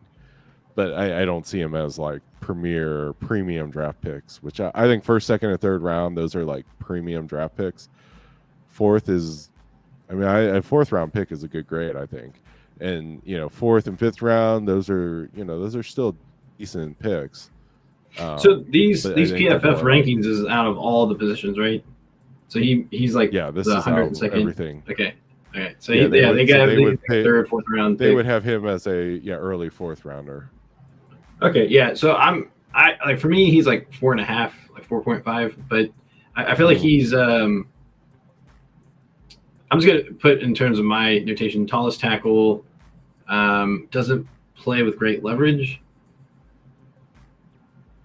Lacks natural There you go. leverage. Shout out to Shout out to our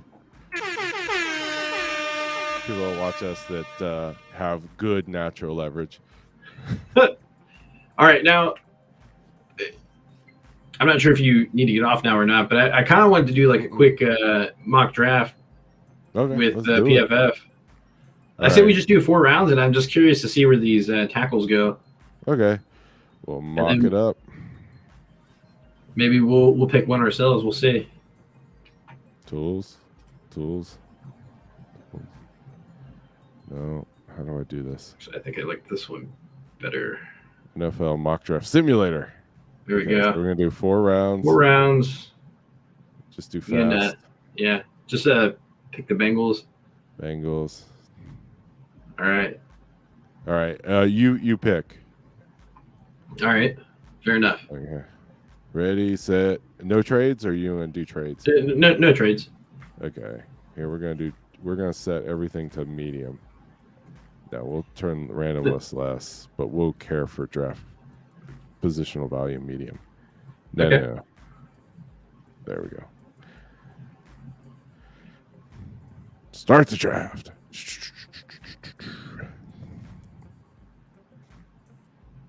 See if you scroll up a little bit. What? There's a cornerback named Kool-Aid McKinstry? Yeah. That people are wanting him. I've seen there's dude. I want him just like if the Bengals draft Kool-Aid McKinstry, I'm gonna go to the I could go to the pro shop immediately and buy jerseys. No, the thing is that they're saying like if we got him, we would have Kool-Aid and juice because of Cam Taylor-Britt. That's his name, Juice. That's his nickname though. Well, yeah, but this guy's actually named Kool-Aid, right? Yeah, I mean that's true. That's an order of magnitude better. Dude, that is awesome. Oh yeah. I mean, just think about it, man. That's awesome. Okay, we got Brock Bowers going 10. And then our first defensive interior, Jerzon Newton off the board to the Raiders. All right. Okay, so who are you picking? Can you scroll down a little bit? Yeah, I'm picking Mims. I'm still picking Mims over Latham, even though I think either one would be just as good. But I think prospect wise, Mims is the guy. Okay. Mims is 6'7", so you should love him. He doesn't play defensive tackle. I guess that's true. All right, let's see. Let's scroll up. See if any. So we got Chris Jenkins gone at 41.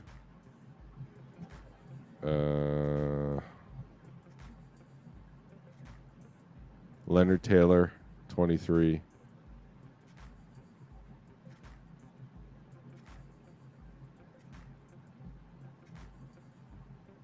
Okay.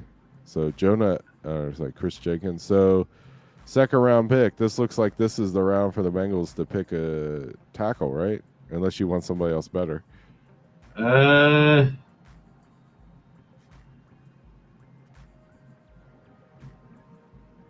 Keep going down.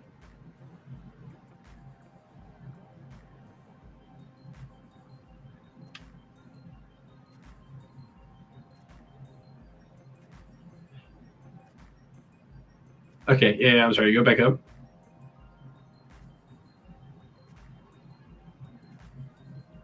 I think I would go with. Can you go back to our grades?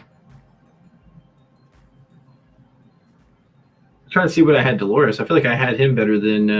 Dorless you had as a third rounder. Ooh, okay. You like Byron Murphy as a second rounder, and you liked Braden Fiske. Those are the two guys you like the best. That's interesting. Okay. Okay, I'm going to draft tight end. Okay, this is kind of like a random. Not random. I mean, they do know tight end. Well, Sanders. Okay. Jatavion Sanders. Bang. So this will be interesting to see if, like, in this, one of the guys we like falls to us in the third round. Let's see who got picked in the defensive interior. Dwayne Carter, 71. Okay. Devondre Sweat, 69. Nice. Dorless went 62. Okay. Oh, Ruke Orhorohu went 61. That's my guy, right? Where did I have him? There he is. Yeah, I liked him. All right. Can So you your pick. can you filter out the receivers? Filter out the receivers, or you want to Or see let me see. receivers? Yeah, just the receivers. I'm sorry. Okay. Yep. Okay. I want Malachi Corley. Boom. Lock it up. Okay. And I'm just gonna pray that Fiske drops to us. Come on. Come on. Okay, let's see who we got. I didn't think I Mason saw the name. Smith. Oh no, he was picked. Third I round, played number myself. 96. Congratulations. Okay, then do this for me. What? Look at this. Why was this pick forfeited? Is that I'm like not a sure. real NFL thing? Or is that Yeah, just because like I do. Yeah. Because remember, I think one of their like he didn't conduct himself proper in like a meeting or something. I guess he was acting a fool, so they took away a pick or something to that extent. yeah.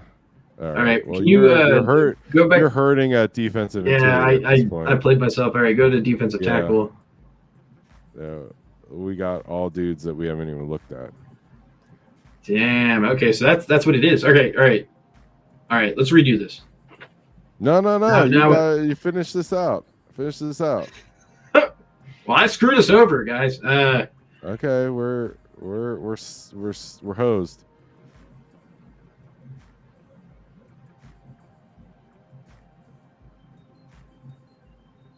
Yeah, I would definitely do that all over again. Yeah. No, because I think the furthest you can go. Let's pick a dude. I want. All right, go back to the top. This is the top. Okay. Keep going down.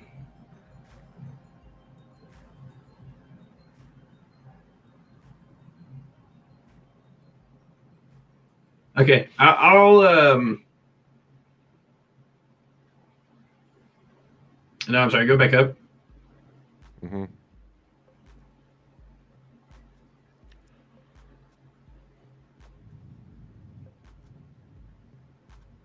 I'll actually take the center here. Okay.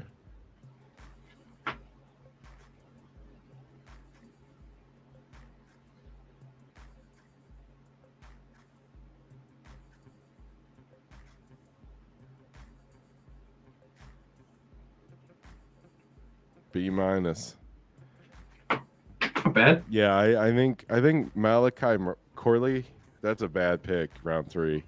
The Bengals can't draft a wide receiver before they draft. I'm fairly confident they'll draft a receiver in the first 3 or 4 picks for sure. Yeah, but they need to draft. They need to address defensive line before they address wide receiver. Yeah, I think that's what I would change. Unless the caveat being, unless you draft a guy that you think is going to replace T. Higgins in the first round, and then you spend the money on the defensive tackle. But let's assume that T. Higgins comes back next year, then you can't. Now, if T. Higgins is gone next year, then I would not pan this pick. But I think at a minimum. At a minimum, the Bengals are going to franchise tag T. Higgins, right? Yeah, for sure. But that doesn't mean he's going to be here next year either. The following year. So, but if you can draft a wide receiver next year as well. You know what I mean? Mm-hmm. I mean, if you're going to franchise T. Higgins or re-sign him, then you can't pick a wide receiver round 3. Or let me rephrase that: you can't pick a wide receiver before you address defensive tackle. Because that's a clear need. Because even if they re-sign Reader, they still need another guy. Yeah. Yeah. No, I mean, yeah. They'll. I think they'll still draft. I guess they could afford to maybe draft him a little bit later. Mhm. Maybe get a little Yeah, bit I more mean, prospect. spoiler alert, but like PFF really likes Tanner Hudson. PFF. Mm-hmm. Oh yeah, well yeah. I mean, it makes sense because he produces. So it seems like Yeah, whenever you throw it to him, he catches it and he does really well. right. Well, that's important, and they actually.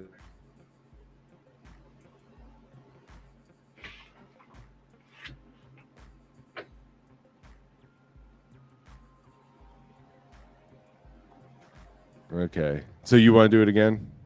Yeah. Let's just do it one more time. I think I got this One one. more time. Okay, you ready? I don't know why they hate Mims in the first round. That's crazy to me. I don't think it's the first round thing. I think it's like they like their grades. So if you pick a guy, if you pick a guy that they have ranked 22 ahead of the guy they have ranked 13, they're gonna ding you, right? Because they got a grade. I get you. Yeah. I mean, Okay. okay. I'm just scrolling up to see. Okay, Jerzon Newton went 7. Maybe I'm wrong. Maybe he's better, but I don't know. I don't see him as being that good. All right. Ooh. So who you got? I mean, obviously, I don't think this is gonna happen, but I'm gonna take the top available tackle. Okay.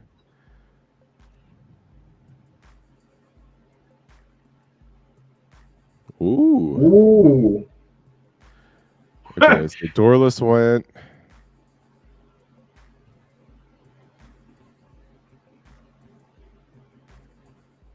That's the only other defensive interior guy. So you got your pick of the litter here. Yeah, no, I'm gonna go. I'll go Keon Coleman. That's like, You're going wide receiver? yeah. After I just made fun of you for picking wide receiver before defensive interior. All right, I want Fiske. All right, let's see if we got him. Let's see what other. So Duke, Dwayne Carter from Duke went right before, and then there's Sweat. Orohu, and then Wingo, and Murphy, and Taylor. So it seems like those guys are going end of second, early third. And then you say you take Fiske? Yeah. Yes, Fiske. Boom. And then I think this is where we take the tight end from Ohio State. Yeah. Cade Stover. Bang. Much better draft. I mean, like I like that draft better. Although, I mean, there's no way we're gonna get that tackle. Dude, you're a genius. You watching Duke Tobin burner account? This is right. This. I mean, I think very lucky that we get Keon Cole. I mean, the first two picks don't seem really realistic. I feel like it would be most likely, like I said, Mims or Fuaga. Most likely Fuaga, because I feel like someone's going to pick Mims before him. And then I think I would still take a receiver because I like that. I think his name's McMillan out of Washington. Mm-hmm. Super fast. And then I would still take Fiske in the third. And then, but I mean, based off what we had in this draft, yeah, I would definitely take it this way. Yeah. No, I like that. I like the idea of getting a good tackle. Why don't you do one real quick? I just want to see what you do. Okay. Just do it real quick. I'll do it. All right, here we go. Bang, bang, bang, bang. Start draft. Okay. I already know you're going to pick Kool-Aid. I want to, but I'm disciplined. There you go. Okay, we're not going to play games here. Actually, I would pick Xavier Worthy too in the second if he was available. That dude runs a 4.2 and returns punts. No, I was going to pick him, but I don't like how you said it before I did it. Oh, my bad. Because I was thinking my last draft. Yeah. Oh, dude. I like Aurora. Yep. I like Fisky, but I'm gonna go with this guy. Only because I'm trying to goose my grade, you know what I'm saying? Ooh, I like center.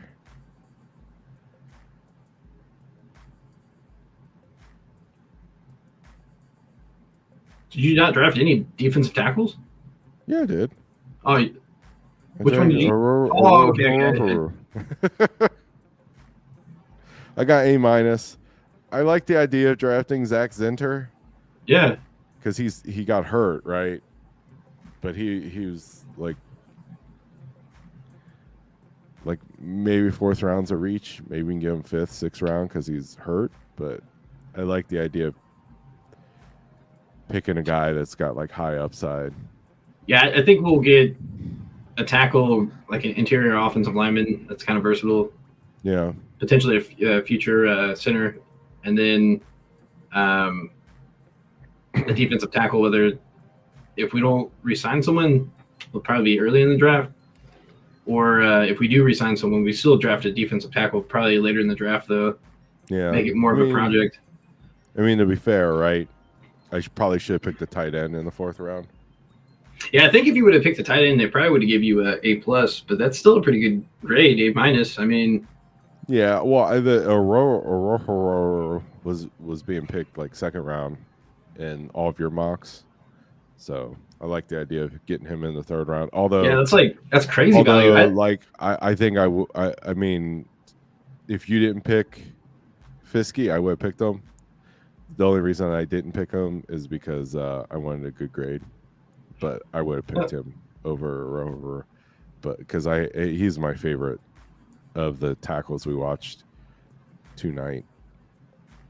Yeah, it's interesting because I like my perception going into this. I didn't think there would be that many like quality defensive tackles or like ones that I would actually want. But I feel like there's like at least a handful out of that list where I'd be like, okay, and it feels like we should be able to get them within the first 3 or 4 rounds. So yeah, I don't think that defensive tackle is like as highly rated once you get past dudes that can get to the quarterback, right? So they're rated a little bit lower. I almost think that maybe you go through free agency. We'll have to look at free agency after the Super Bowl, right? yeah, To see what's out there, and by then we'll probably have looked through like a lot of the draft. So it's going to be crazy because there's like 10 or 12 teams that are like either at the cap or well below the cap or over the cap. So they're going to have to do a lot of cutting and clearing up. So, and then plus with all the coaching changes, I think there's still 7 open positions. So yeah, there's going to be a lot of philosophy changes.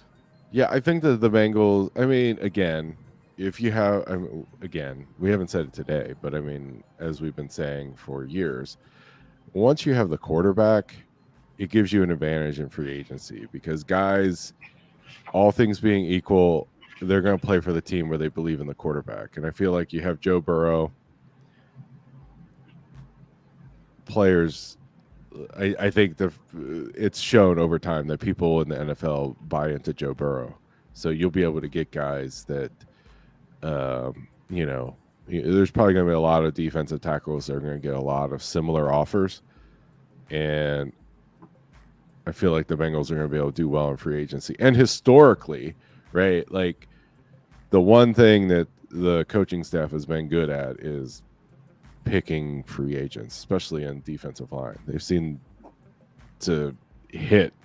I mean, their hit rate on free agent defensive linemen has been extraordinary, right? I'm trying to think. Yeah. Is there? I mean, of the starters, only Hubbard. Only Hubbard was drafted by the Bengals. Everybody else is a free agent, right? No. Wait, hold on. So yeah, because it's BJ Hill, Reader, and Hendrickson. And they've all been good, right? They've gotten good production. So, the weird thing is, like, have you looked at any of the like coaching, like interview stuff? Not recently. Why would you say? Well, I mean, like Callahan's hot. Like he seems to Oh be yeah, I've interviewing seen that. everywhere. Yeah, it's But like 3 or 4 places. He got a second interview at the Titans actually. which I don't care about. I mean, I'll drive him to his next team. I don't think Callahan's going to be a big loss. You're gonna drive him. I'm going to drive airport, him to his new and you can come job, back, and then and on you're my gonna pick way home, I'm going to Yeah. swing by the airport and pick up our new defensive tackle, and then we're going to go to there's a new revolving sushi restaurant in Cincinnati. It's got like the conveyor belt and just starts pumping out the sushi. I'm take him sure out there, man. I'll an take him out NFL there. He'll defensive eat good. tackle, The first thing they're best- gonna want is sushi. Hey, the best part about that place is as soon as you sit down, you're eating. You don't have to wait. Yeah, you're right. You just start eating. Not gonna lie, that does sound appealing actually. Like just to be able to get there and start eating, that's nice. It's the best thing ever, man. You sit down instantly. There's like food in your belly. There's nothing.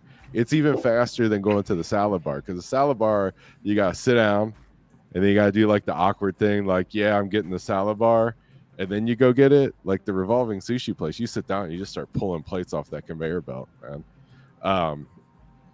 But our defensive coordinator, Lou? TJ. Yeah. TJ, who's your mama? Lou Anarumo, he's not getting. It seems like he's not getting interviews anymore either. So that's good. I like Lou, and I've been looking kind of at like there was like a thing on, I can't remember, ESPN or something, where they published like they did like an NFL survey of the top defensive coordinators, and he wasn't listed. So That's crazy. yeah, I think it's crazy, mean, but I think it makes sense because he did. I mean, defensively, kind of take a step back in terms of stats, but I think. Yeah, I just think it's stupid. I mean, sometimes the NFL is just stupid. I mean, Lou Anarumo is a good coach.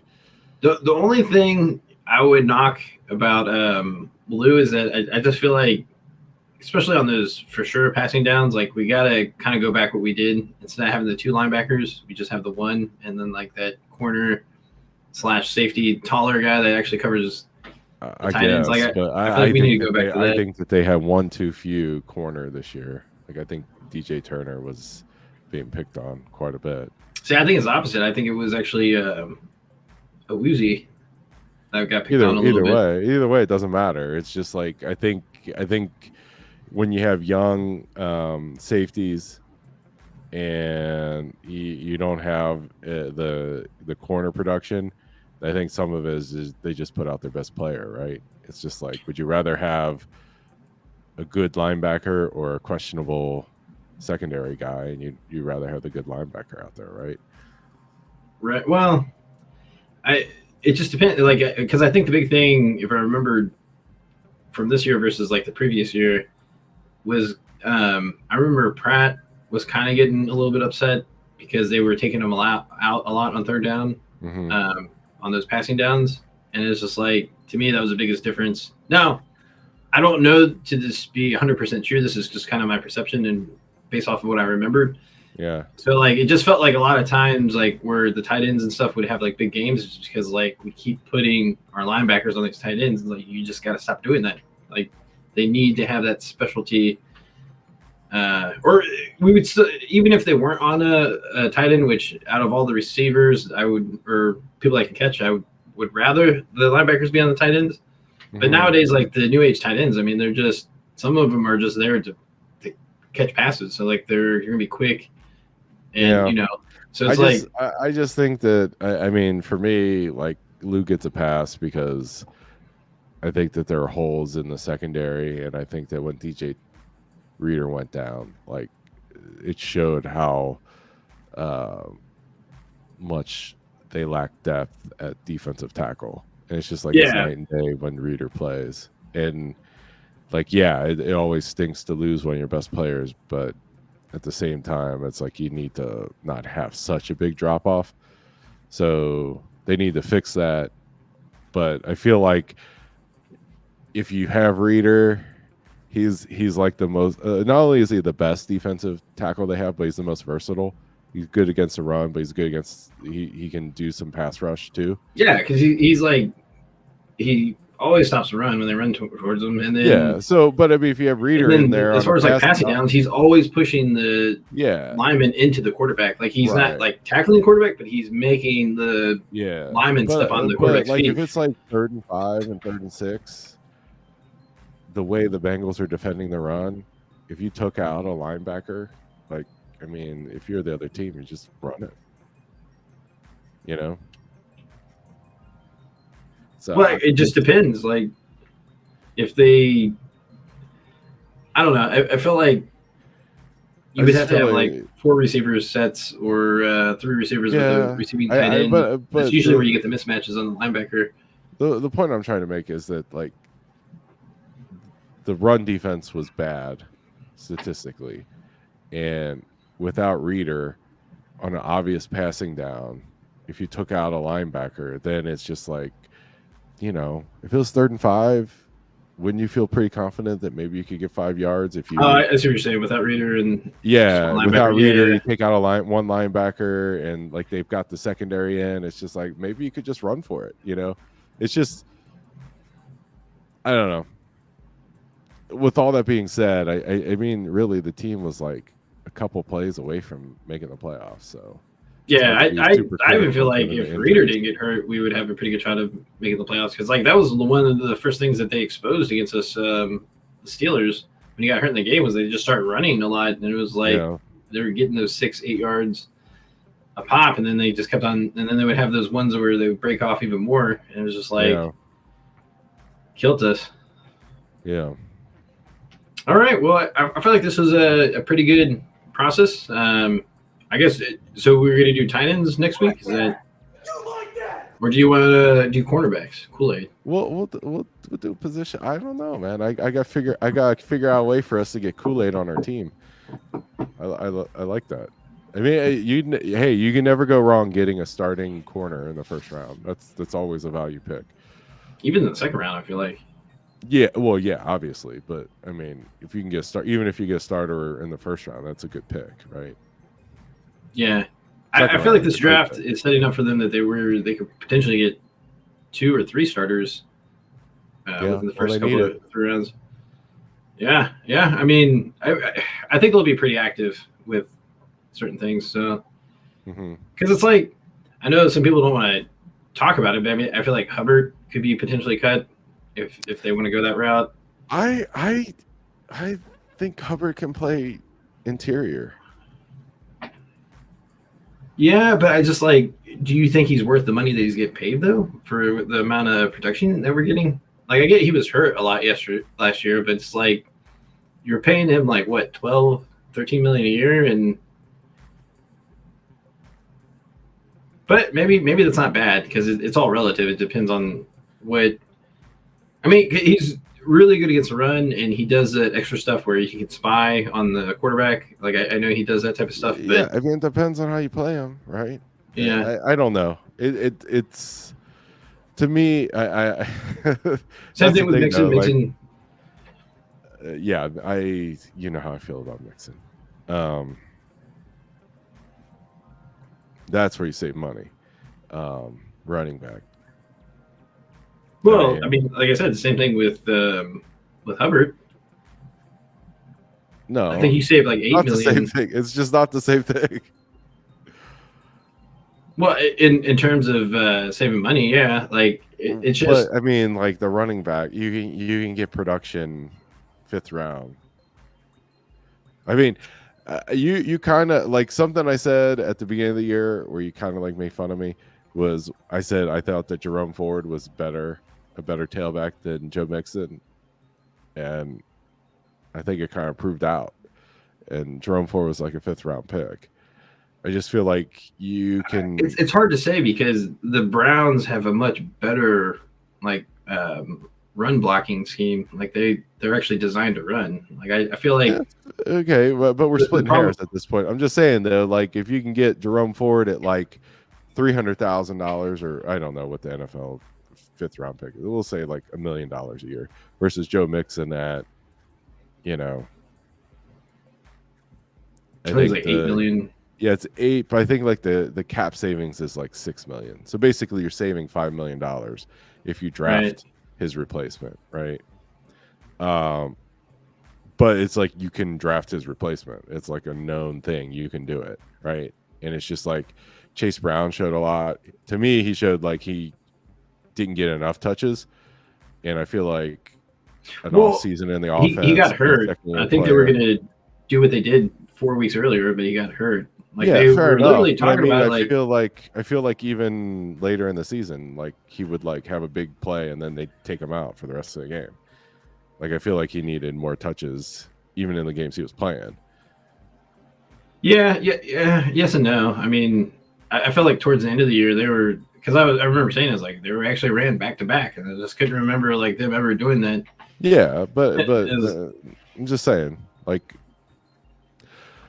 point being, I'd rather save money at running back than defensive line. Just defensive line. I think Hubbard, I think at the beginning of his career, he did play a lot of interior. So to me, Hubbard's, you increase, hopefully, Miles Murphy's playing time, right? Gets more snaps at defensive end. And then you have Hubbard play some defensive end and some defensive interior. Well, same thing with Murphy. He can play a little bit defensive tackle too. Yeah, that's what I'm saying though. It's just sort of like, I see him as someone who can play 1.5 positions as opposed to someone who just plays one.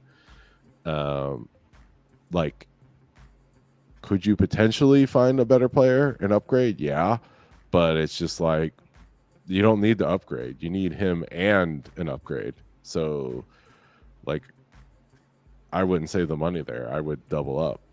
You can never have too many. Well, I mean, defensive linemen, you can never have too many. Defensive linemen, corners. I mean, get yourself a guy. And the thing is, if you have versatile guys, then in free agency, you can get guys who can only do one thing, right? You can get like a pass rush specialist. You can get a run stopping specialist. And then you mix in guys that can do everything. And then I think you can fill it out, right? Like a run specialist is probably the cheapest position in terms of like free agents in the NFL, like a defensive line NFL. And then like a pass rush specialist, like someone who can only rush the passer, is someone you can get for like $10 million a year. So it's sort of like, if you don't plug the hole in the draft, then you just sign a guy who can stop the run and sign a guy that can rush the passer. To me, it's a foregone conclusion that I would re-sign DJ Reader, because I feel like if he's healthy, then yeah, we'll pay more than anybody else. If he's hurt, then we'll pay more than anybody else, but it'll just be cheaper, right? I just don't foresee a situation where you wouldn't re-sign him, because I don't think that he's going to get like the break the bank kind of money because of his injury. So I just feel like if you get him for a fair value, then you have to re-sign him. Yeah, I mean, if we can, then yeah, you give him like a reasonable deal, and we still draft a defensive tackle, right? And then yeah. I mean, if you can get a defensive tackle in the draft in the 2nd or 3rd round, I don't think that DJ Reader's contract has any impact on that, because I mean, he still is, was his 3rd contract. He's the thing is that he's coming off an injury. You can't have him play every single play. You need to have someone that can take some snaps. Yeah, it should be interesting. I think free agency will tell us a lot too, like what they do, and who we decide to bring back, and who we decide to bring in. The thing with Joe Burrow is like the Bengals are a notoriously cheap organization, right? And if your quarterback is Andy Dalton, you look dumb because no free agents want to come to you and you're cheap. If you have Joe Burrow, you look smart because the guys that aren't going to break the bank in free agency, they're going to pick the best team, right? Because you're going to get like 3 teams offering you modest contracts. And there's not going to be much difference between like the 3 or 4 offers. So you just go pick the best team. You're going to pick the team with the best quarterback. And now the Bengals, with Burrow are in the position where they can like snag guys like that. Whereas in the past, we would like look at the internet and be like, well, how come the Bengals didn't sign that guy? He only signed for $7 million. It's like, well, yeah, I'm sure the Bengals offered him $7 million as well. But he's like, well, Bengals are this team, right? And they always pick the other. But now the Bengals are going to be the team that gets picked. So I think that I think they're in a good spot. As long as they fix that offensive line, man. I think. I mean, they were on the right track. It did seem like they were doing better or whatever, but I do think. Hey, man, if I'm like Callahan leaves, maybe they run the ball 5-10 more times a game, and I think that'll flip it. Well, that's why I think the right tackle is so appealing in this draft is that you keep that money off your books, and then there is a chance that we might actually get an upgrade on a cheaper contract. Yeah, I think you're 100% right on that. I mean, 18. Like the number of tackles internally right now, I feel like it might actually be Latham because it seems like he might be the most reasonable one there. Because, like I said, I feel like someone's gonna jump to get Mims because of the potential. Because he's like a 6'7", 340 freak or whatever. But Latham, man, he's just solid. Yeah. No, I mean it's setting up for that. I think you're 100% right. The salary cap implications of it, like it just makes so much sense. And then my logic on why you wouldn't pick a tackle, nobody in the Bengals organization would like sit down at the conference table and be like, look, guys, we don't know how to pick tackles. Let's not pick a tackle with the first round pick. Like that's what I think, but I think in reality, you're 100% right. Unless there's like a run on tackles, which I don't think there will be, just because that's just not how the draft works, right? And the Bengals will get a right tackle at 18. And I do think there'll be more defensive tackles drafted in the first two after watching some of this film. I think because I think the mocks that we saw, there was at least 2 tackles maybe drafted, maybe 1 or 2 in the first, but I think there might be upwards to like 3 defensive tackles. Yes. To me, I think like defensive tackles are going to go all in the second round. Like 2 or 3 dudes, and then. But that's why I think there might be 3 because like if you're later in the round and you want to get your guy, you kind of have to pick him early versus waiting. I don't know. We'll see how it goes. I don't. I feel like interior defensive linemen don't really get picked that high. The guys that get picked in the first round are pass rushers. And like none of these guys, I mean, and I don't really know, but based on where they're ranked, like I just don't think that like they get after the quarterback. Otherwise, they would be ranked much higher, you know? Yeah. So unless you're a dude that gets after the quarterback, I just don't think teams pick you in the first round on the defensive line. If you're a first rounder, you got to be a guy that can sack, put up sack numbers. Yeah. All right. Well, I think it says 49ers 24. Yeah, go 49ers. You got this. I will never say that. I hate the 49ers. I guess that's true. I mean, I'm indifferent. They're dream crushers, man. All they do is crush Bengals' dreams, man. Enough of the 49ers. We beat them, so I have nothing against them. We went to their place this year, and we beat them. That's when Burrow had his big play. That makes up for the 2 Super Bowl losses. You're right. Right, yeah. My bad. My bad. But they're still in it, so yeah, I mean. Yeah, well, I'm not mad at you. Have you seen the conspiracy about the logo?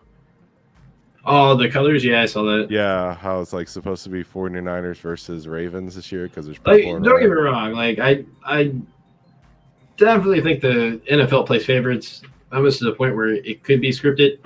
But I don't think it would make it that obvious. Yeah. Well, how much is a Brock Purdy National Treasures rookie card worth? Is that worth like the $25,000 to $30,000 people are paying for those things? I Was mean, that- if he was wins that- the Super Bowl? I mean, if he wins the Super Bowl, I mean, that would I mean, definitely help out. people are paying big money for like the you know, the ones where like for like $1,000 you get like a little briefcase, and there's like 5 cards in it, and then like the Brock Purdy rookie card from that set is like, I think last year was selling for like $25,000-$30,000. It kind of makes sense because I mean, it is San Francisco in It California. doesn't make any so- sense. It's a piece. It's a football card that was made like 3 weeks ago. It doesn't make any sense. No, I mean, yeah. If I you mean, break it down and to from be that fair, perspective, like, but I in mean, terms of I feel the value and people are same- willing to pay for it, that's different. I feel the same way about like Mahomes cards were selling for like $100,000. Burrow cards are selling for like $100,000. It's just like somebody has a factory that made this like 2 weeks ago. It's just like, what's the allure, right? I mean, it's not like it's like a Mickey Mantle, 53 tops, right? Where it's just like they're not making those anymore. It's kind of iconic. I mean, like some of these cards, it's all just like, I don't know. Yeah. Random thoughts. Random Thanks thoughts. for the All right. comment. Appreciate it. Yeah. Yeah. I think he was just in and out, but no worries. Yeah, quick. No, I hitter, think this is peace. good. I think it's a good time to end it. I mean, we've been on for a while. I enjoyed this. I'm looking forward to next week, and I don't know which position group we're going. I guess I'm assuming maybe tight end or maybe cornerback. Hey man, you pick. I don't really care. Maybe running back. Ooh. Actually, I think running back might be more entertaining, but I also wouldn't mind doing tight end. We'll talk about it. One. Or leave a comment if you happen to watch this. Let us know what you want to see. What should we do next? Yeah. What should we do next? All right. Peace.